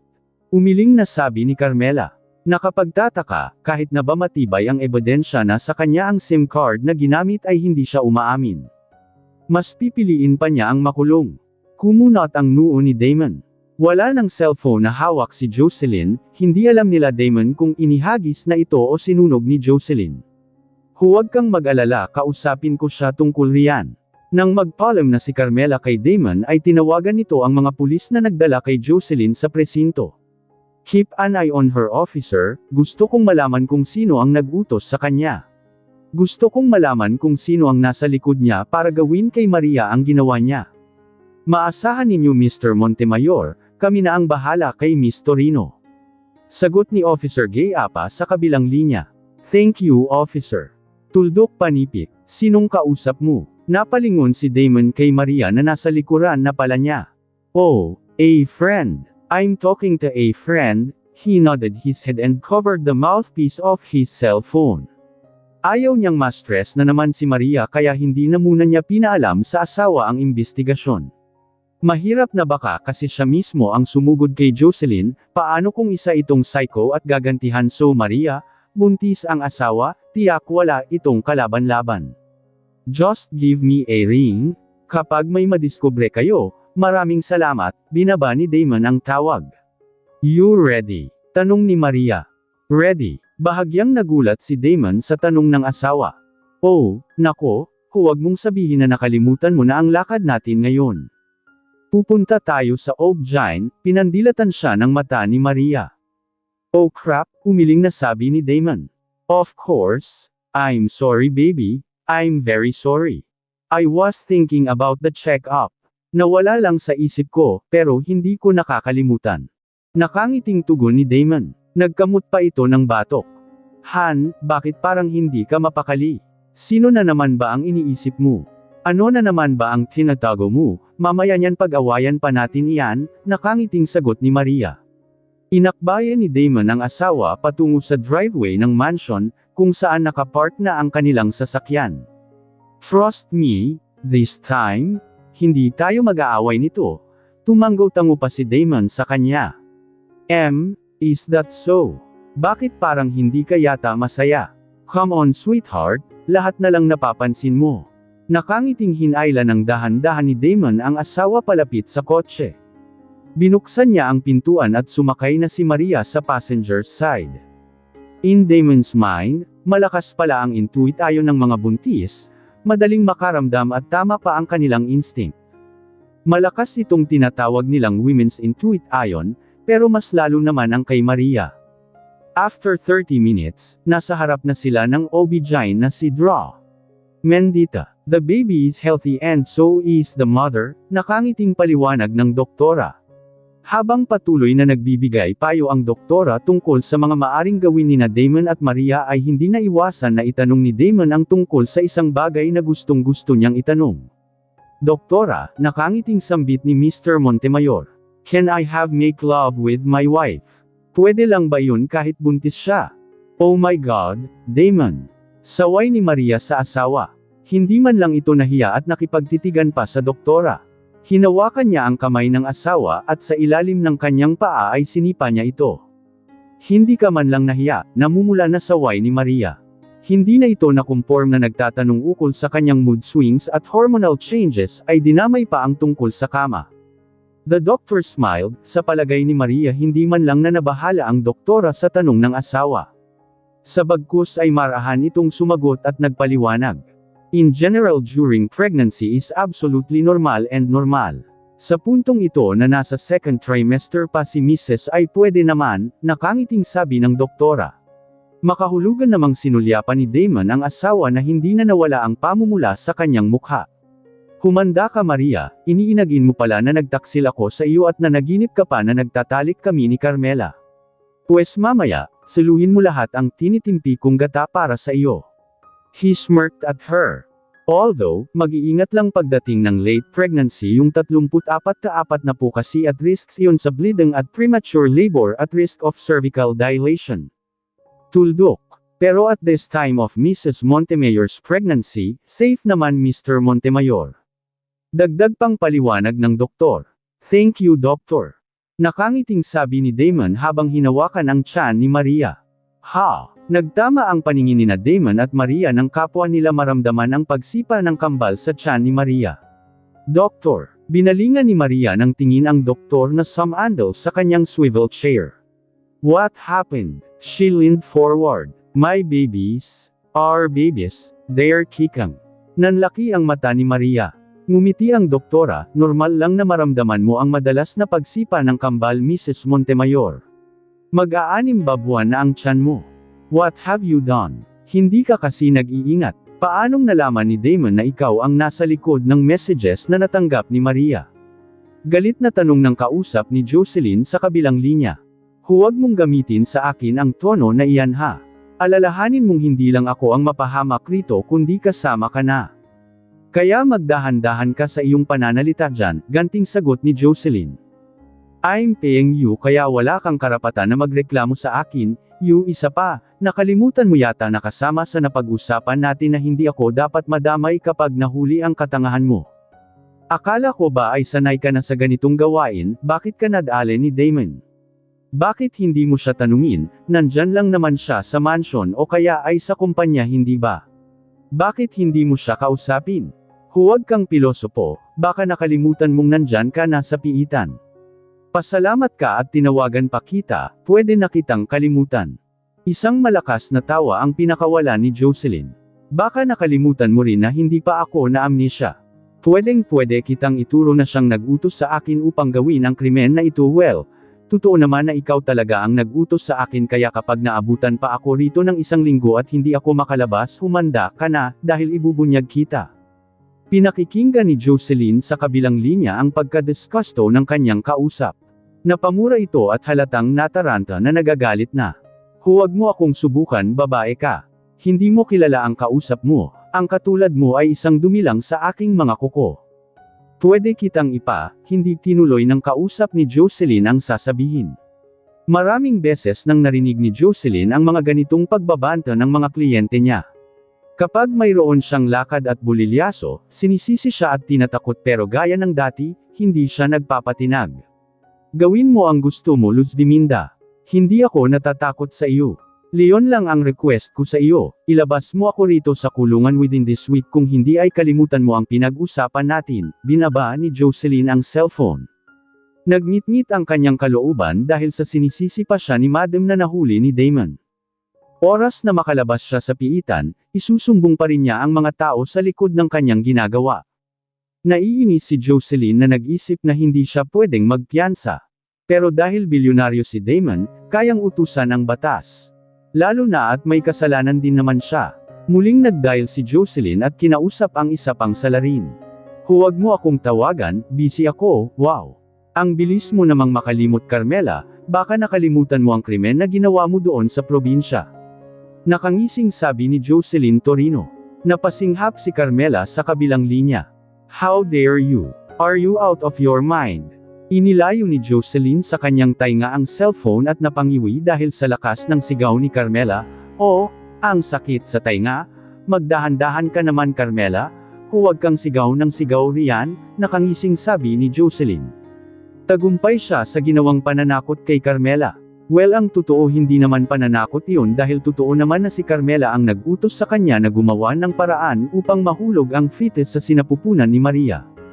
Well, hindi pa ako nawala sa aking katinoan, pero malapit na kapag hindi mo ako kayang ilabas dito sa bilangguan. Just as simple as that, Carmela, ilabas mo ako rito sa bilangguan, dahil kung hindi ay magsama-sama tayong lahat rito. Hindi na napigilan ang galit ni Jocelyn. Maghintay ka muna riyan, Street, huwag kang magpadalos-dalos ng desisyon. Tandaan mo na hindi maganda kapag magalit sa iyo si Luz Diminda, nakausap ko na siya. At gaya mo mukhang walang balak na tulungan ako rito, gaya mo mukhang kinalimutan ang obligasyon ninyo sa akin. Reklamo ni Jocelyn. Baka nakalimutan mong hindi namin kasalanan ni Tita Luz kung pumalpak ka, Jocelyn, kasalanan mo yan dahil hindi ka nag-iingat. Sinunod ko naman ang usapan natin pagdating sa pera, kaya wala kang karapatan na magmadali. Hindi namin kasalanan na hindi ka nag-iingat, huwag kang mag-demand ng ganun-ganun na lang. Makapangyarihan ang isang Damon Montemayor, kaya hindi basta-basta nakalaban. That's why I told you to be careful, but you just ignore the warning. Sabi mo kayang-kaya mo, and now hello, sinilip ni Carmela ang screen. Bumantong hininga na lang siya nang makita niya na nag-off na ng cellphone ang lukaret na si Jocelyn. Ang lakas ng loob naman nakat, as if may ebidensya siya laban sa akin. Sa isip pa ni Carmela, napamura si Carmela. Natural na paniwalan iyon ni Damon kung sakasakali na magsumbong nga ito dahil siya ang nag-introduce kay Jocelyn. Nagmamadali itong nag-dial sa numero ni Bethany. What's up? Mabilis na sagot ni Bethany sa kabilang linya. Kilala mo ba talaga itong si Jocelyn Torino? Bungad na tanong ni Carmela sa kaibigan na modelo. Bakit? May problema ba? Just answer me. Do you even know that woman you introduced to me? Okay, listen to me, girl. Last time na nag-usap tayo tungkol sa problema mo, ang sabi mo lang ay kung may uutusan ka upang yung mawala sa buhay mo si who. Alam ko. O anong nangyari? Pinatay na ba si Maria Montemayor? Wala na ba ang problema? Napasinghap si Carmela sa tanong ni Bethany. Shut up, Bethany, nasaan ka ba? Baka may makarinig sa iyo ha, magdahan-dahan ka naman sa pagsalita. Panipi tuldok. I'm alone, bakit, ano bang problema kay Jocelyn? Nasa kulungan na naman. Anong ibig mong sabihin na naman? Carmela, labas-masok na sa kulungsan si Jocelyn dahil may pagkakataon kasi hindi nag-iingat, kaya nahuhuli siya sa kanyang kapalpakan. Kaya nga tumigil na iyan sa pagiging waitress dahil hindi nag-iingat sa kanyang trabaho. What? Carmela couldn't believe it. Hindi ba ang abi mo ay kilala no siya? Yes, I did tell you that I know someone that could help you eliminate your problem. Akala ko ba ay alam mo na ang consequences dito? Hindi ba sinabi ko na sa iyo noon na may twisted mind iyang si Jocelyn, a little bit psycho? You son of a bitch. I'm positive you didn't tell me that. Biglang nanginig si Carmela, paano na lang pala kapag may ginawa itong masama kay Mia? My God, Bethany, bakit hindi mo sinabi ang tungkol sa background ni Jocelyn? Galit nitong tanong. Ano ka ba, Carmela? Layong ipapatay mo si Maria, hindi ba walang sinumang santa at santo ang gagawa niyan kundi ang mga katulad lang din ni Jocelyn na isang psycho? Nanlaki ang mga mata ni Carmela. Bigla itong nanlamig, paano na lang kaya kung may ginawa itong masama kay Mia? Hindi pwedeng malaman ni Damon na may kaugnayan siya sa mga ginagawa ni Jocelyn. I need your help, Bethany. Na naman, ano ba kasi ang nangyayari na huwi na si Jocelyn sa pagpatay kay Maria? Bethany casually asked. Ano bang pinagsasabi mo riyan ha? Walang pinatay, ano ka ba? Hindi naman iyon ang intensyon ko. Besides, walang alam sina Maria at Damon tungkol sa babaeng bumangga kay Maria sa comfort room mismo ng tahanan ni Maria. They don't know that I was Jocelyn and... Anong hindi? Iyong pagsabi mo na binangga ni Jocelyn si Maria doon sa probinsya ay sobrang delikado na iyon, Carmela. Maaring malagay sa panganib ang buhay ni Maria dahil doon sa ogbagsak niya sa comfort room. Tuldok panipik. But she didn't die, right? Buhay na buhay si Maria, Leon na nga, hindi siya namatay dahil hindi napuruhan, ganun pa man delikado pa rin yung ginawa mo, maaring manganib pa rin si Maria. Alright, that's enough, tama na iyan, okay. I need your help, tumikim si Carmela. Ano na naman ba iyan? Nako, Carmela ha, tigil-tigilan mo na ako, baka kasi madamay na rin ako. Bakit nga pala nakulong si Jocelyn kung gayon na hindi naman pala nalaman ni Damon ang tungkol sa nangyari sa probinsya? Carmela sighed, nakialam kasi ang aking ex-manugang, nalaman ko na hindi pa rin pala niya tanggap si Maria. Kunyari lang pala ang lahat ng pagbabago na pinakita niya sa asawa ni Damon. Pakitang tao, kaya nang malaman niya na may balak akong masama kay Maria ay nakisakay na rin si Madam Luz Diminda. Ayon sila ang napahamak dahil nahuli si Jocelyn ni Damon. Kung hindi ba naman bo asterisk o alam mo naman na madali nang mahuli ang SIM cards owner kapag nakipag-ugnayan ang pulis sa NTC. Really? Bakit ano bang drama rin ng ex-manugang mo? Iyon na nga, they're using the internet to manipulate Maria na naglalako si Damon. Alam mo naman ang taga-bukid na iyon, ignorante ba naman madaling mauto at maniwala kaya muntik na sanang matagumpay ang plano din ni Luz na mapaalis si Maria sa mansion dahil nagalit na rin si Damon sa pagiging ignorante at selos ng asawa and well it was because of Jocelyn's plan, iyon nga lang, nabasa ni Damon ang messages niya. Di, she's not that wise. Baby, narinig mo ang sabi ng doktora ha? Pwede pa. Commandant si Damon sa kanyang asawa. Alam ni Maria ang ibig sabihin ni Damon. Hanggang ngayon ay nahihiya pa siya sa inasal ng damuho sa harapan ng doktora. Sukat ba namang itanong ang tungkol sa kama, nakakahiya? Pagdating talaga sa makamundong bagay, ang mga lalaki ay pare-pareho lang, mahihilig kahit ano pa ang katayuan nila sa buhay. Basta kama na ang pag-uusapan, walang habas ang bibig sa pagtanong. Ang akin doon, tinukso muna niya ang asawa. Kunyari ka pa, alam mo na iyon, diniin ni Damon sa harapan ni Maria ang unti-unting nabubuhay na umbok sa kanyang harapan. Kahit nabigla siya dahil sa bilis ng reaksyon ng asawa ay hindi siya nagpahalata. Parang ayaw ko, tukso pa niya. Ha, bakit naman? Don't you miss me? Malambing na sabi ni Damon habang hinahaplos ang leeg ng asawa at dinampyan pa ng halik. Ang mainit na hininga ni Damon ay nagpapainit rin sa sistema ni Maria. Damon naman, huwag mo akong kilitiin, sinaway at winaksi ni Maria ang kamay ni Damon na nakadiin sa kanyang hita at hinihimas niya ito. Han, bakit naman? Nanunukso ang tingin ni Damon at namumungay ang kanyang mga mata. Hindi mo ba ako namimiss? Ulit niyang tanong. Lalo pang diniin ni Damon ang paghimas sa asawa. Gusto namang pag-alitan ni Maria ang kanyang sarili dahil mabilis itong nadarang. Naitanong na rin naman ni Maria sa doktor kung bakit nagiging aktibo ang isang buntis pagdating sa kama. Ayon sa doktora dahil ito sa pagbabago ng hormones. Ang pagtaas ng anyas ng estrogen at progesterone sa panahon ng pagbubuntis ay maaring nagdudulot ng pagtaas ng dugo sa ari, na nagbibigay ng pagtaas ng sensitibidad at aerosols. Sinabi pa ng doktora na ang pagtaas ng dami ng dugo ng isang buntis ay nagdudulot ng pagtaas ng dami ng dugo, na nagbibigay ng pagtaas ng daloy ng dugo sa ari, na nagreresulta sa pagtaas ng sensitive ang isang buntis, kaya konting himas lang, gusto niya na ibigay ang hinihiling ni Damon. Kaya lang natakot siya sa posisyon, baka mapahamak si Kambal.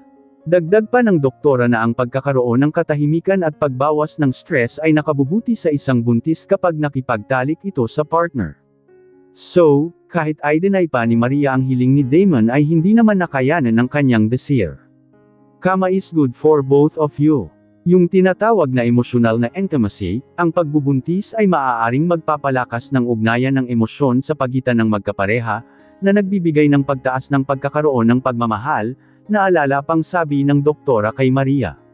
Oh my God Damon, napasinghap si Maria nang binaba ni Damon ang strap ng maternity dress ng asawa at hinipo ang kanyang dibdib na animo ay namamaga dahil sa breast changes nito.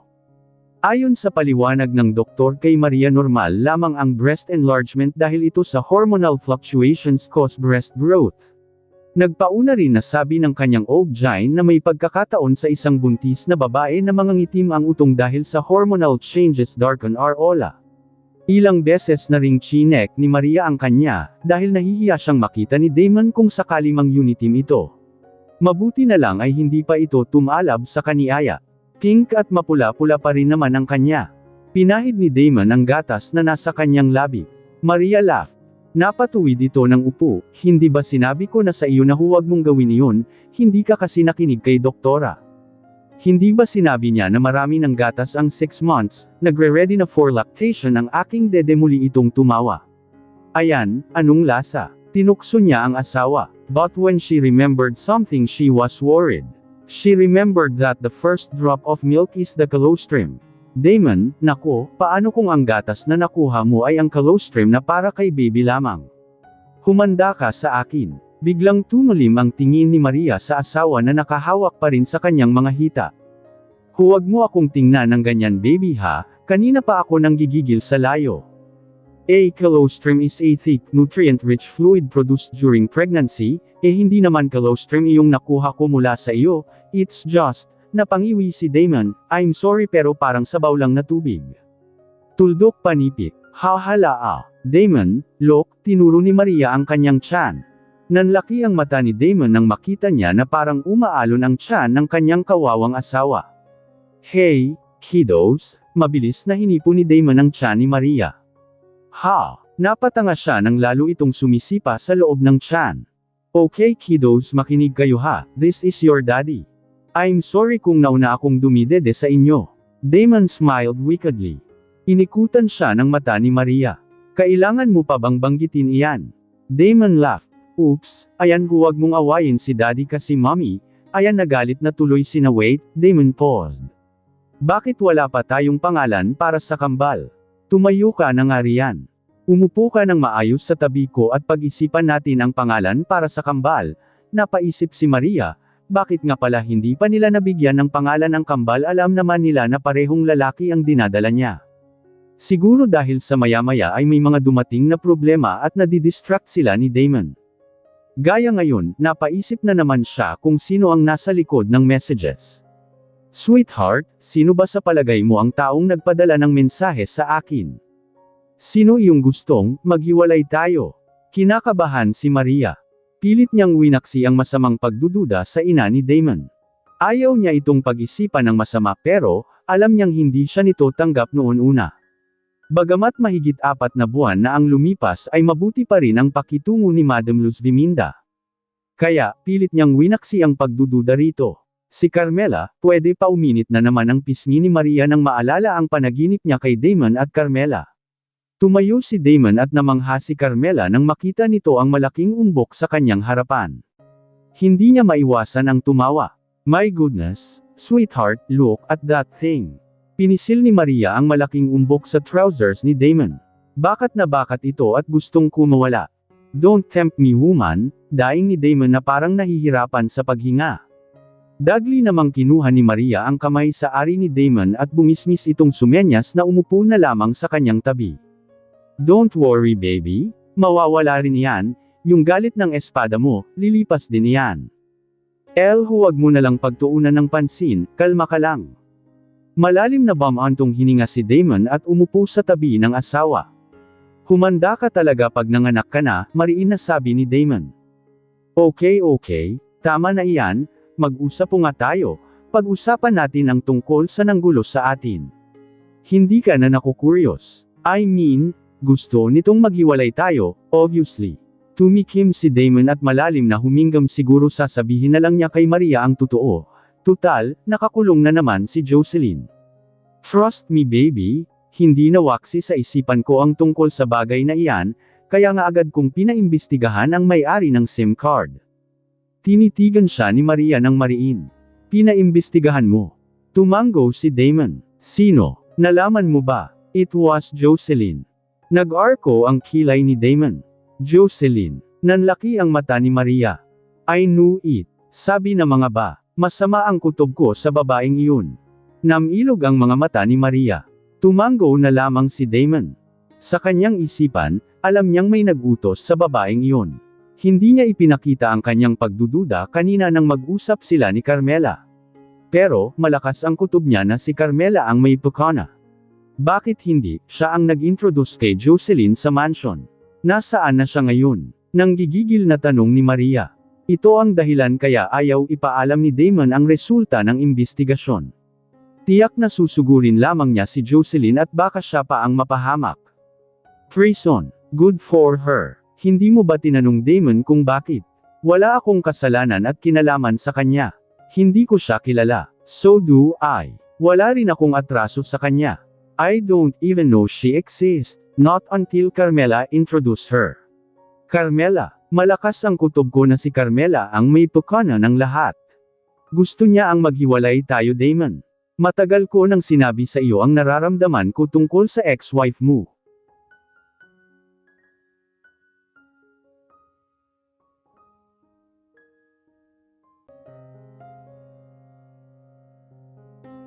Chapter 23. Kung gayon, gusto kong dalawin sa presinto si Jocelyn Damon, gusto kong alamin kung sino ang nag-utos sa kanya. Huwag na, gumagawa na ako ng paraan at ang mga pulis. Sila na ang bahala Maria. Huwag ka nang pumunta doon, huwag na huwag kang makalapit sa kanya. Alalahanin mo ang iyong sitwasyon okay. Kung gayon, bakit hindi mo sumbatan si Carmela? Nanggigigil si Maria, obvious na may kinalaman siya kay Jocelyn. Siya ang pagpakilala sa babaeng iyon kay Damon. Wala tayong nakuhang ebidensya dahil ayaw umamin ni Jocelyn. Wala siyang pangalan na binanggit. Kaya mahihirapan tayong lognay kay Carmela ang krimen. Hanggat hindi umaamin si Jocelyn ay walang magbabago. Paano kung ayaw nga niyang umamin? E di mabulok siya sa bilangguan. Agad na gumalaw ang bagang ni Damon. Pero, naniniwala akong makipag-communicate yon sa taong nasa likod nito. May punto si Damon. Impossible naman na papayag siyang makulong samantalang nasa labas ang nag-utos sa kanya. Maghintay na lamang tayo sa balita, tinutulungan tayo ni Officer Gay Apa at Officer Medina. And me baby, hindi ako papayag na basta na lang kalimutan ang pangyayari na ito. Tumango si Maria, humilig siya sa dibdib ng asawa. Kapwa sila natahimik. Sa isip ni Damon paano kung imbes na si Carmela ay ang ina pa nito ang may kagagawan. Hanggang ngayon, hindi pa rin makalimutan ni Damon kung paano nalaman ni Mommy ang tungkol sa pagbangga ng isang babae kay Maria sa comfort room. Doon pa lang ay nagdududa na si Damon sa ina. Leon pa lamang pagtanggap niya kay Maria ay nakapagtataka na. Bagamat naniniwala si Damon na lahat ng tao ay may chance na magbago. And so far, maganda naman ang relasyon na pinakita ni Madam Luz Diminda kay Maria. Hindi ito nagbabago, mukhang totoong concern siya sa manugang niya. Maraming salamat babe, at least naibsan ang gumugulo sa isipan ko, maraming salamat at gumawa ka ng paraan kaya nahuli si Jocelyn. Alam mo bang malapit na akong bumigay? Uuwi na sana ako ng probinsya dahil nasaktan ako, sobra. And this time may pamasahe na ako, nakangising sabi ni Maria.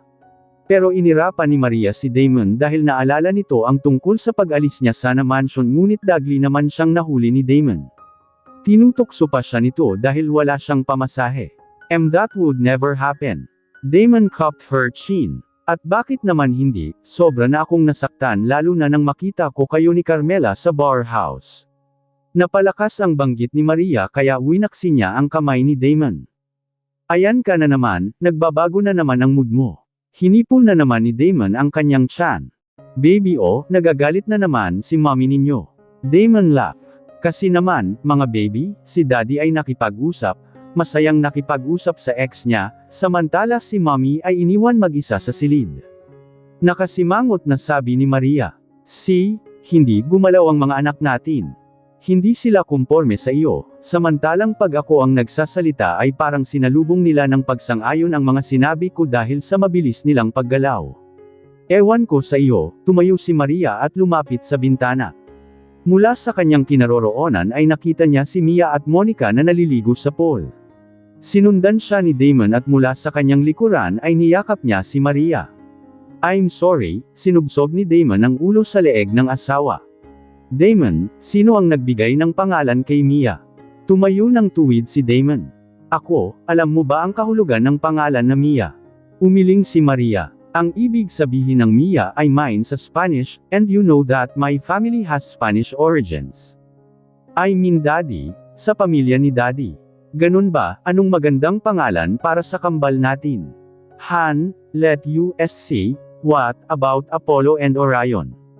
Nakangiting sabi ni Damon. No, ginawa mo namang celestial bodies ang kambal mo. Umirap si Maria. Maria knew that it's a good name for twins, pero gusto niyang maraming pangalan na banggitin si Damon. Atlas and Zeus. Napangiwi si Maria. Ngayon ay magiging mythological naman, sa totoo lang ay lihim na napangiti si Maria, she loves mythology. Favorite subject niya ang English, dahil natatakal ang tungkol sa Greek mythology. Finn and Sawyer, ouch! Napa-array si Damon nang hampasin siya ni Maria sa tagiliran. Bakit na naman, hindi ba nagtatanong ka rig pangalan? Oo, pero sumagot ka naman ng maayos, pang literature iyan eh. Finn and Sawyer literary yan. So what? I love literature. He paused nang hindi sumang-ayon si Maria. Arya and Cadence oops bago ka maglit hayaan mo muna akong magpaliwanag. Saway ni Damon nang tinitigan siya ng masama ni Maria. Ang Ira and Cadence ay 4 twin boys na mahilig sa musika, musical name iyan. Hay nako, sino naman ang magsasabi sa iyo na magiging music hero itong mga anak natin? Why not? Hindi ba noong hinaharana kita doon sa probinsya ay nalaglag ang tipan mo dahil sobra kang nagandahan sa boses ko? Kaya may chance na sa akin magmamana ang mga kambal lalo pa at mga lalaki, commented si Damon kay Maria. Alam mo ikaw napapansin ko na nagmana ka na kay Lolo Alberto, pareho kayong sutil at hindi matino kausap. River and Oakley. Nandilat ang mata ni Maria. What? Nature-inspired ang pangalan na iyan. Ayoko. Kung gayon, ikaw na lang kaya ang mag-isip ng mga pangalan, hindi mo rin naman magustuhan ang mga suggestions ko. Paano ko naman magustuhan parang katawa-tawa na ewan ko sa iyo ang mga pangalan na iyan. Aiden and Austin. Napaisip si Maria, ang sarap pakinggan ng pangalan na Aiden and Austin parang ang sosyal at mukhang mga gwapo. Nagustuhan mo ba? Yes, parang ang saraw at gum sa pandinig pakinggan. Pero, mag-suggests ka pa, baka kasi may magustuhan pa akong higit pa riyan. Pero ano ba ang ibig sabihin ng Aiden at Austin, since may meaning naman pala ang name na Mia, what about Aiden and Austin? Strong modern name with similar sounds, iyon lang naman ang ibig sabihin ng mga pangalan na iyan, ano pa? Ethan and Eric, yan timeless ang mga pangalan na iyan. Maganda rin, next, Lucas ang Logan, Lion, handsome and versatile names. Sige pa. Oliver and Owen, Benjamin and Bentley, Caleb and Joshua, Jacob and Joseph, Matthew and Mark, Luke and Levi, Noah and Nathan. Tuldok, Jasper and Jace, Elijah and Easton. Malapit nang naningkit ang mga mata ni Damon subalit nagpatuloy siya sa pagbibigay ng suggestions. Mahirap na baka pag-alitan naman siya ng asawa. Tuldok. Aiden and Austin na lang. Muntik na siyang inirapan ni Damon. Ang tagal niyang magdesisyon, babalik rin naman pala sa unang nagustuhan niya. Okay, our twin will be named Aiden and Austin, nakangiting sabi ni Damon. At least hango pa rin sa letter A. Ang pangalan niya ay Damon Alexander, not bad. I think that is your phone. Sabi ni Maria nang makarinig siya ng ringtone ng cellphone. Hindi ba yung bago mong cellphone line? Tanong ni Damon. Pagkatapos nilang nagpa-check up sa Oak Giant ay nag-shopping naman sila ng mga kagamitan ng kambal nilang anak at bumili si Damon ng latest iPhone para kay Maria. Hindi, sa iyo ang tumunog, Look, nilinggan ni Maria ang cellphone ni Damon sa bedside table. Oh, wait, sasagutin ko muna. Iniwan niya si Maria sa bintana at pinagtuunan niya ng pansin si Mia at si Monica. Hello. Alam ni Damon na basta binigyan niya ng kanyang number ay mahalaga ang mga tawag. Hello, Mr. Montemayor, but I think we have a lead. Nagsalita na ba si Jocelyn Torino, officer?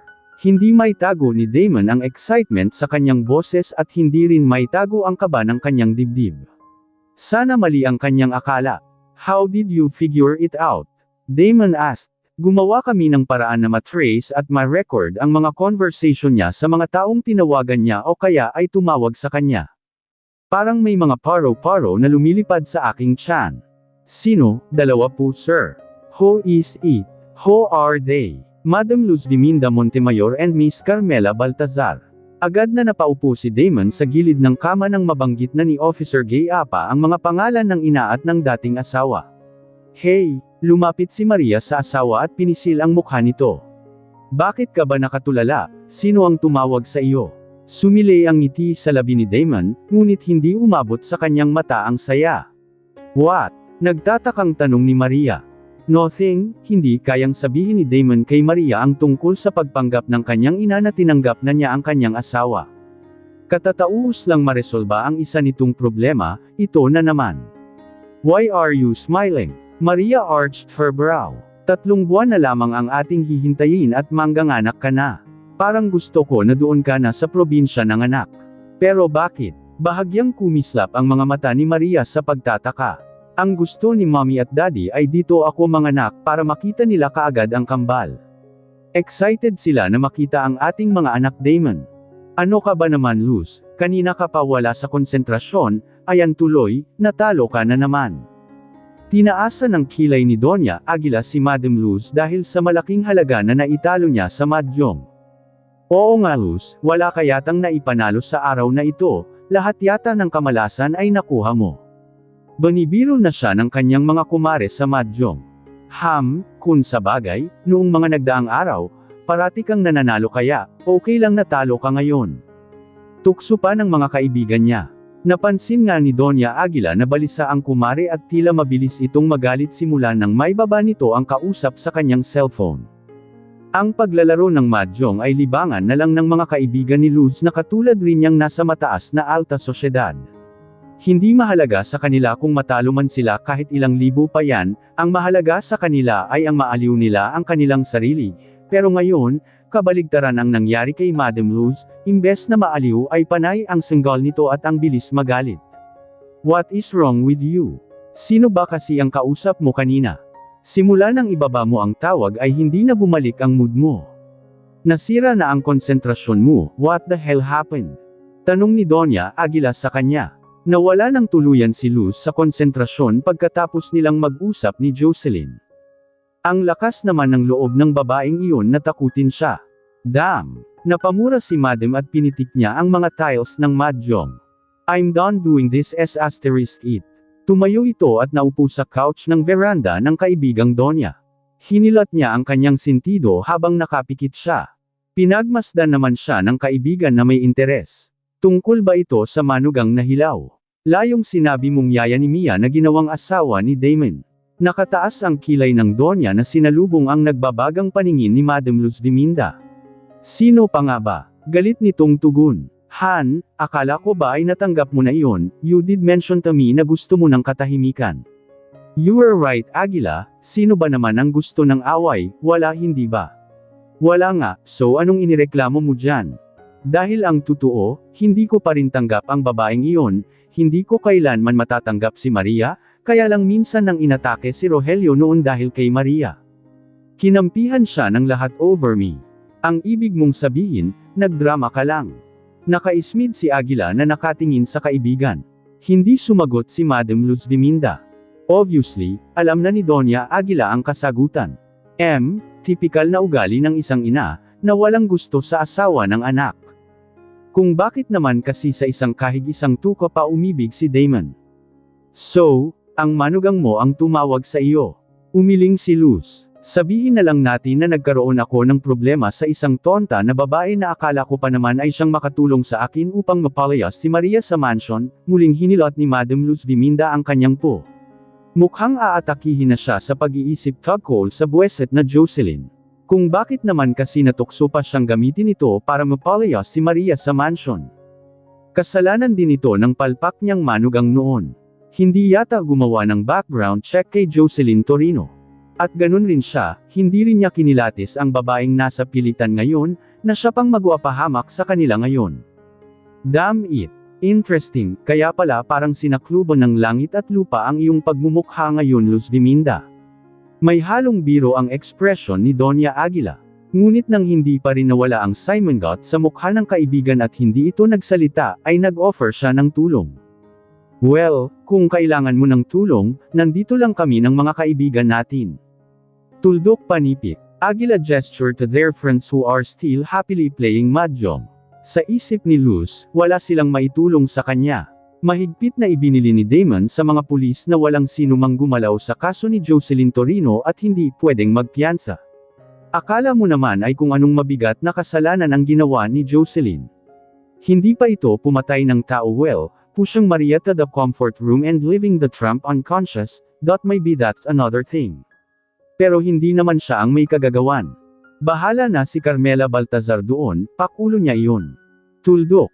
Luz. Antag ni Aguila sa kaibigan nang hindi pa rin ito sumagot. I'm sorry, ano iyon? I said if you need help, thank you. Tipid na sabi ni Luz. Hindi niya matulungan si Jocelyn dahil sa kumilos talaga si Damon. Ginawa ba namang confidential case ang kaso ni Jocelyn? Walang pwedeng makialam, walang arraignment, kaya ang mangyayari ay mabulok sa bilangguan si Jocelyn Torino hanggat hindi siya aamin kay Damon o sa pulis na mahigpit na nagbantay kay Jocelyn. Tita Luz. Oh, look who's here. Tumayo si Aguila at sinalubong ang papalapit na si Carmela Baltazar.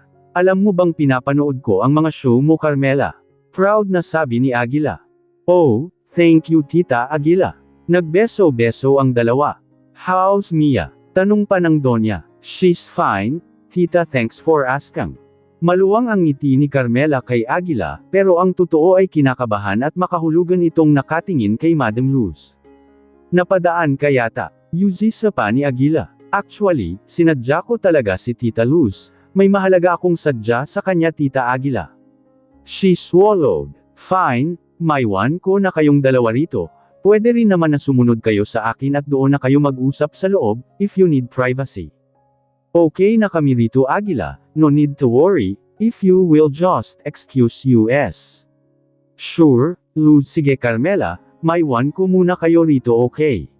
Maraming salamat sa iyong unawa, Tita. Nang makaalis na si Aguila ay agad na nagsalita si Carmela, may problema tayo, Tita Luz. Nakasimangot na nakatingin si Luz sa dating manugang. Saan mo ba nakuha ang babaeng iyon, Carmela? Akal at ko ba ay maasahan iyon, bakit pumalpak? At ngayon, nanganganib pa ako kay Damon, gumalaw ang bagang nasabi ng kanyang dating biyenan. Pareho lang po tayo, Tita Luz, akala ko ay maayos si Jocelyn. I'm sorry pero hindi naman sinabi ng kaibigan kong modelo na labas-masok na pala sa bilangguan ang babaeng iyon, nag-alala nang sabi ni Carmela. Hindi lang naman siya ang delikado, maging siya ay delikado rin, kapag humangal si Torino at aamin sa mga pulis, tiyak na malilintikan rin siya ni Damon. Lalo na kapag malaman ang tungkol sa insidente sa probinsya. Bakit ka napasugod? Lalong nagalit si Madam Luz nang sabihin niya na labas-masok na ito sa bilangguan. Dahil nga kay Jocelyn, Tita, she demanded na ilabas siya within this week dahil kung hindi ay sasabihin niya kay Damon ang totoo. Isisiwalat niya ang tungkol sa ating dalawa, nataranta na sabi ni Carmela. That son of a bitch. Sinabi na niya sa akin iyan, don't you think she's bluffing? Sana nga tita, sana nga ay nag-bluff lang siya, pero hindi eh. Base sa sinabi ng kaibigan ko, tutuhanin niya ang kanyang mga binitiwan na solta. We have only one thing left then. Saad ni Madam Luz Viminda. Ano iyon? Luz leaned forward and whisper. It's whether to silence her or gagawa tayo ng hamok sa presinto upang nakatakas ang mga preso kasama na si Jocelyn. Tuldok panipit. Umiling na nanlaki ang mga mata ni Carmela. You mean, papatayin natin si Jocelyn o putotikasin? Namilog ang kanyang mga mata. Lower your voice. Madam Hiss. Pero, tita natatakot akong pumatay, paano kung Luz sneered, hinap. Huwag kang ang magmalinis riyan Carmela. You almost killed Damon twins dahil sa pagtulak mo kay Maria sa probinsya. Alam mong hindi ako ang tumulak sa kanya. Mariin na tanggi ni Carmel. It's just the same. Ikaw ang nag-utos sa kanya hindi ba? Ikaw ang nag-utos kay Jocelyn na gawin iyon. Kaya good as ikaw na rin ang may gawa kung kaya nag-bleeding si Maria at na-hospital pa. Umismid si Luz. Kinabahan na lalo si Carmela. Hindi niya alam kung ano ang gagawin niya ngayon. Anong gagawin niya? Tuluyan na ba siyang aalis sa mansion o ang hindi na siya masumbatan pa ni Damon? O hihingi siya ng tawad kay Maria at Damon? Anong gagawin natin tita? Alinman doon sa suggestions mo ay parehong nakatatakot. Hindi ko alam. Panay ang iling ni Carmela. Gagawin natin ang dapat nating gawin Carmela kung gusto mo pang mabuhay. Iba na si Damon ngayon Carmela, hindi na siya kagaya ng dati na madaling magpatawad. Alam mo naman na mahal niya si Maria. Look at you, wala kang magawa kahit galit si Damon kay Maria dahil sa ating tukana, hindi mo napaghiwalay ang dalawa. Hindi mo pa natukso si Damon. That proves one thing, his world revolves around that tramp Maria.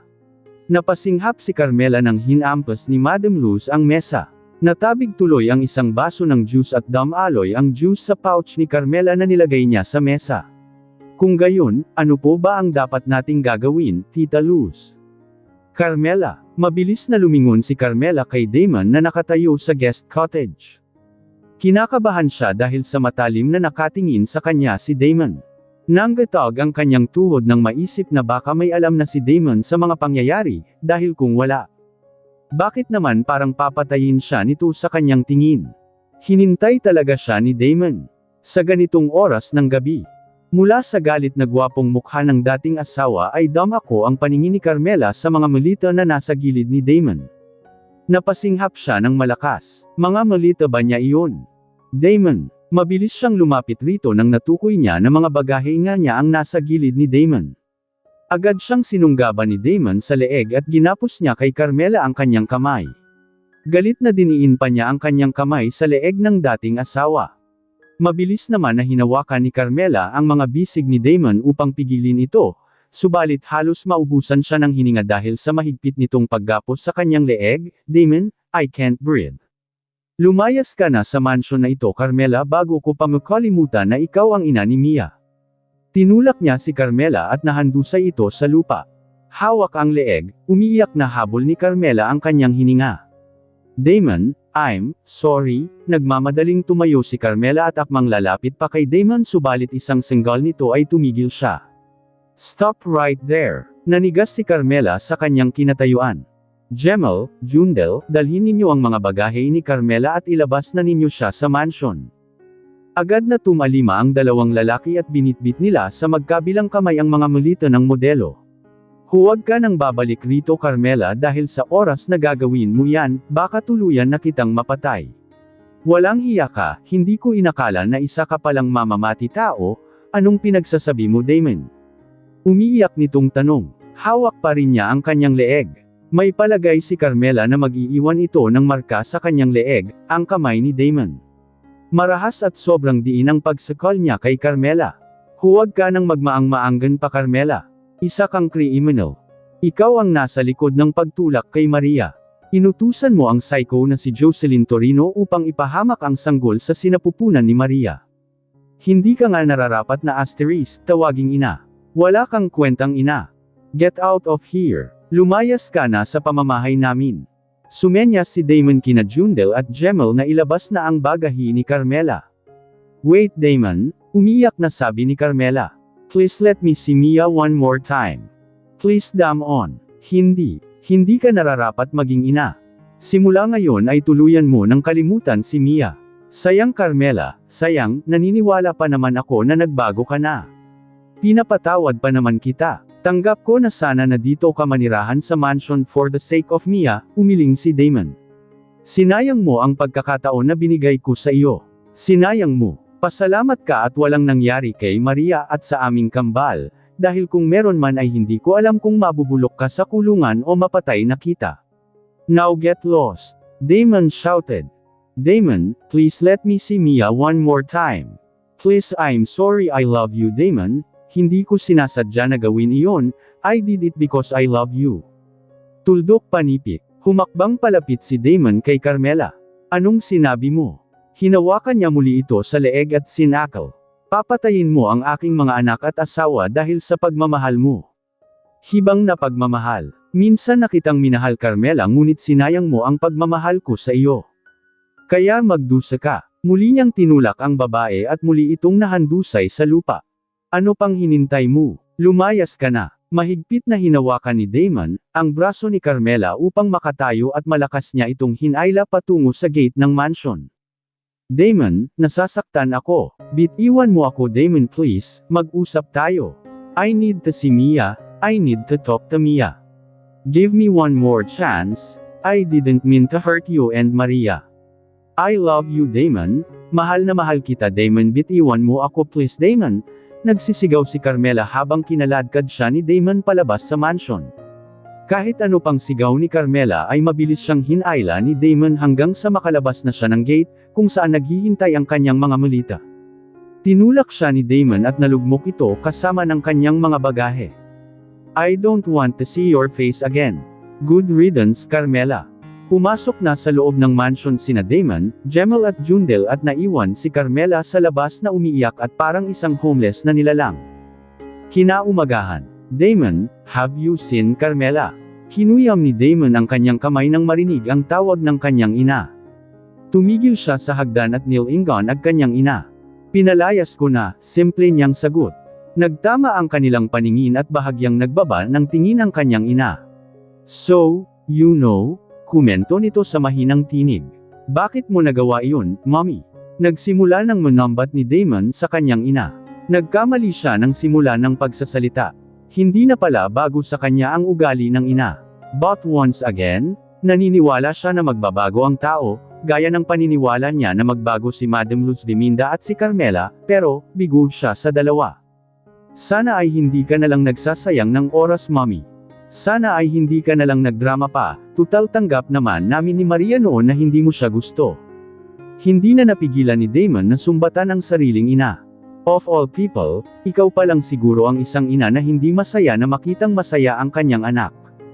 Tuldok panipik, ano bang pinagsasabi mo? Oh please mom, stop. Suko na ako, hindi mo kayang magbago. Hindi mo kayang tanggapin si Maria. Kahit anong mangyayari hindi naman nagbabago ang pagkakilala ko sa iyo kahit hindi mo sako mapagbigyan pero sana ay hindi ka nalang nagkunwari pa. Tanggap ko naman noon nagalit ka kay Maria. Antong hininga ang kanyang ina. Did that psycho told you about it? Ang psycho na sinabi mo ay walang kaalam-alan na may nakatap sa kanyang cellphone, kaya, malakas na napasinghap si Madam Luz. Look, Damon, lumapit siya sa kanyang anak at hinawakan niya ang balikat ni Damon subalit winaksi ito ng kanyang anak. Sadyang maliit ang mansion na ito para sa inyong dalawa ni Maria. Kailangan na nating maghiwalay ng landas, lumunok ng laway si Damon. Bago ko pa makalimutan na ina kita, mabuti pa na lumayo na lang kami ni Maria. Mahinahon ngunit may diin ang salita ni Damon. Minsan pang sinulyapan ni Damon si Madam Luz at, I love you, mommy but sorry, I can't stay here. Ginawa na nila ni Maria ang kanilang bahagi upang matanggap ng Madam ang kanilang pagsasama, pero bigo sila ni Maria. Nagsawa at pagod na rin si Damon sa pagrason sa harapan ng kanyang ina gusto man niya itong sigawan ay nagpipigil siya. Ayaw niyang madamay na naman ang kanyang daddy, baka atakihin ulit ito kapag malaman ang ginawa ng kanyang ina sa dating asawa. I'm sorry, Mom, I'm sorry kung hindi mo matanggap ang asawa ko but I choose to stay to my little family.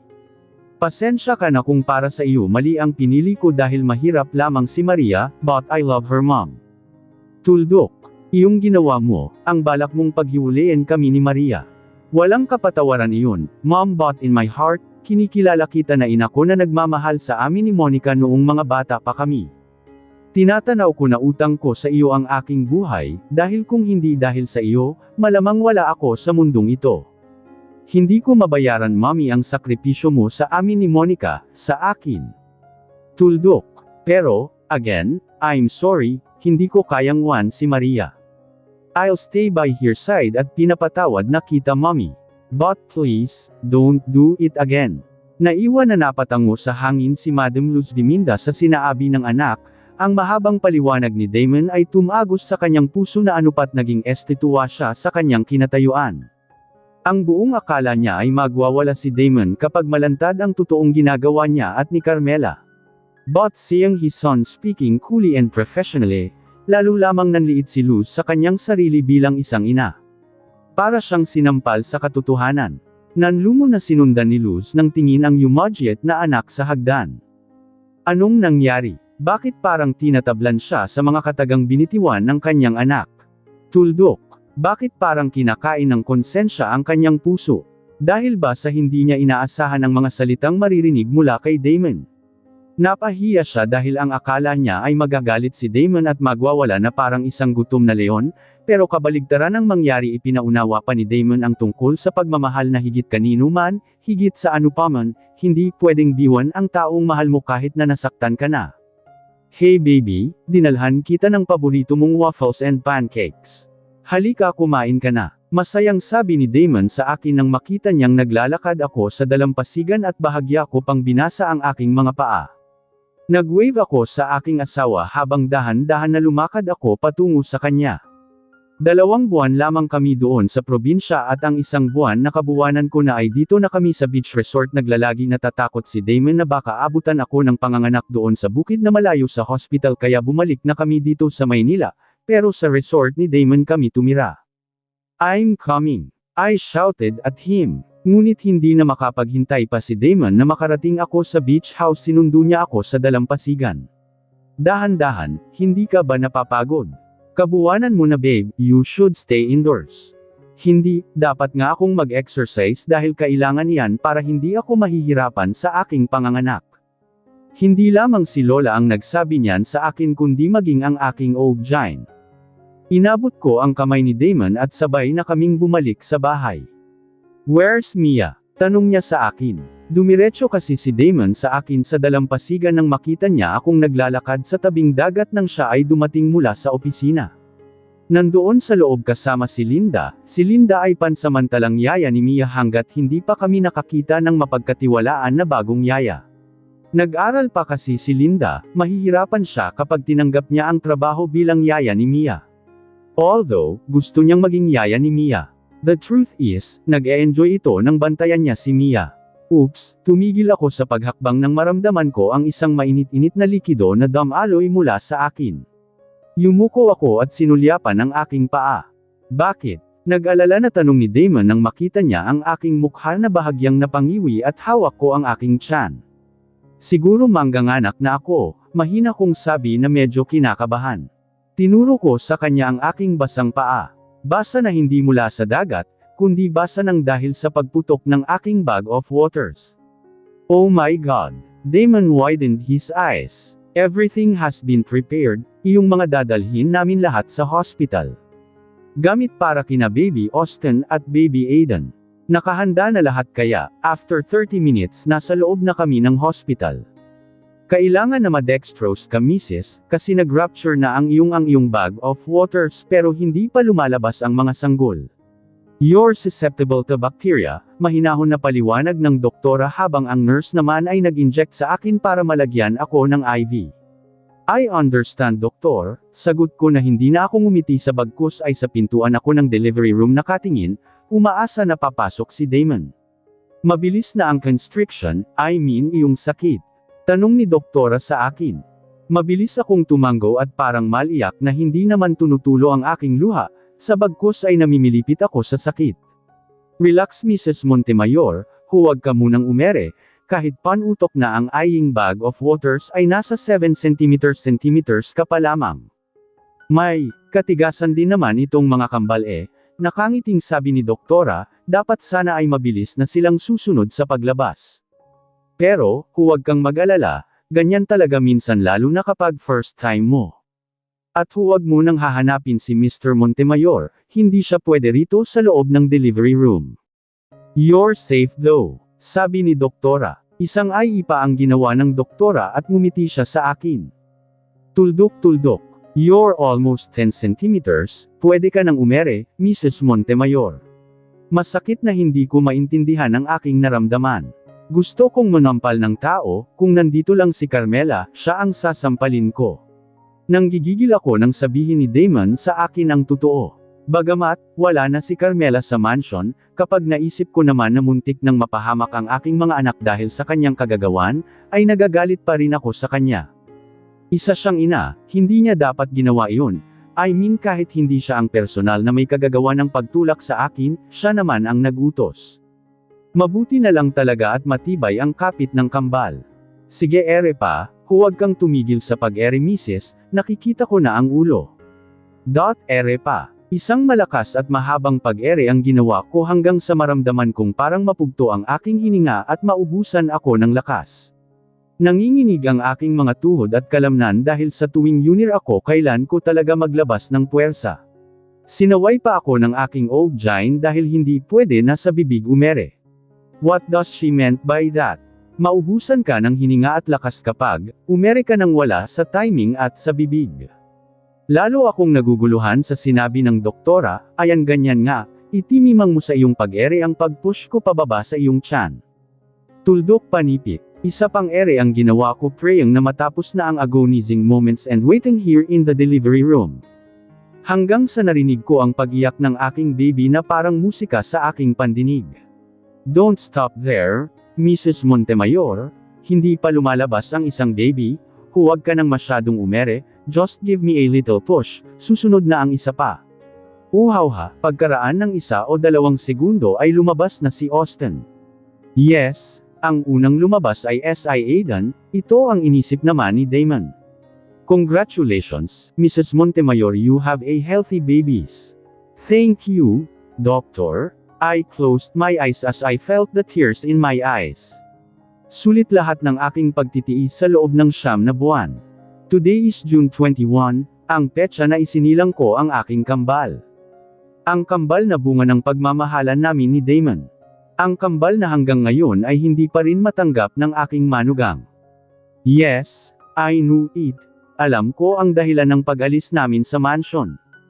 It was because of my mother-in-law. Naawa ako kay Damon dahil nagpipigil siya na huwag niyang makalimutan na si Madam Luz ay ina pa rin niya. Sa kabila ng paghihirap ng kanyang loob ay hindi niya tinaasan ng boses ang kanyang ina, gaya noong mga nakaraan nilang pag-aaway dahil sa akin. Hindi niya lubusang kinuha ang respeto niya sa kanyang ina. Isa pang iniisip ni Damon ay ang tungkol sa sakit ng kanyang ama. Nag-iingat siya na baka may masamang mangyayari sa kanyang ama kung mag-aaway na naman sila ni Mommy Luz. Muling pamatak ang aking luha nang maalala ko na hindi pala talaga ako tanggap ng aking biyenan.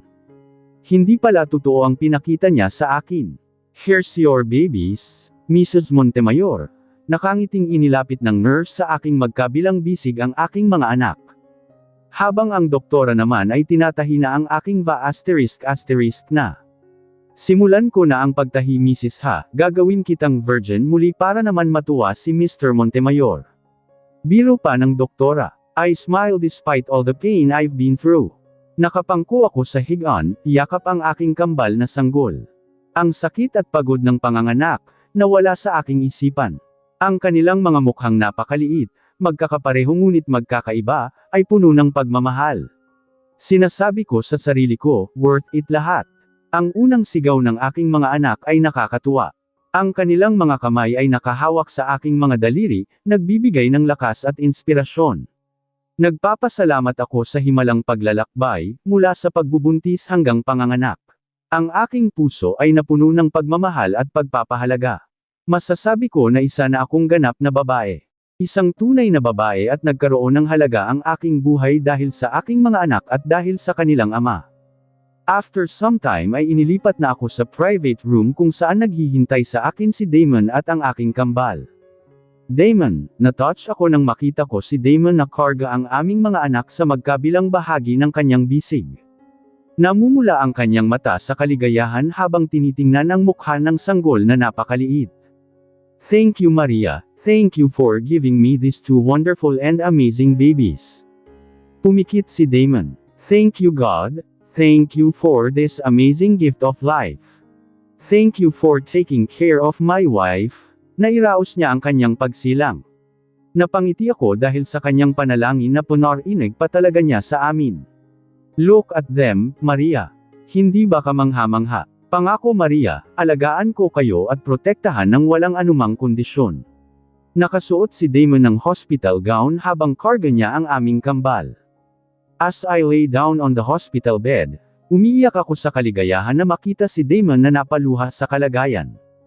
Thank you, I said to him nang lumabas na ang mga medical staff sa aming private room. Thank you for taking care of me Damon. Lumapit si Damon at maingat na nilapag sa magkabilang bahagi ng bisig ko ang aming anak.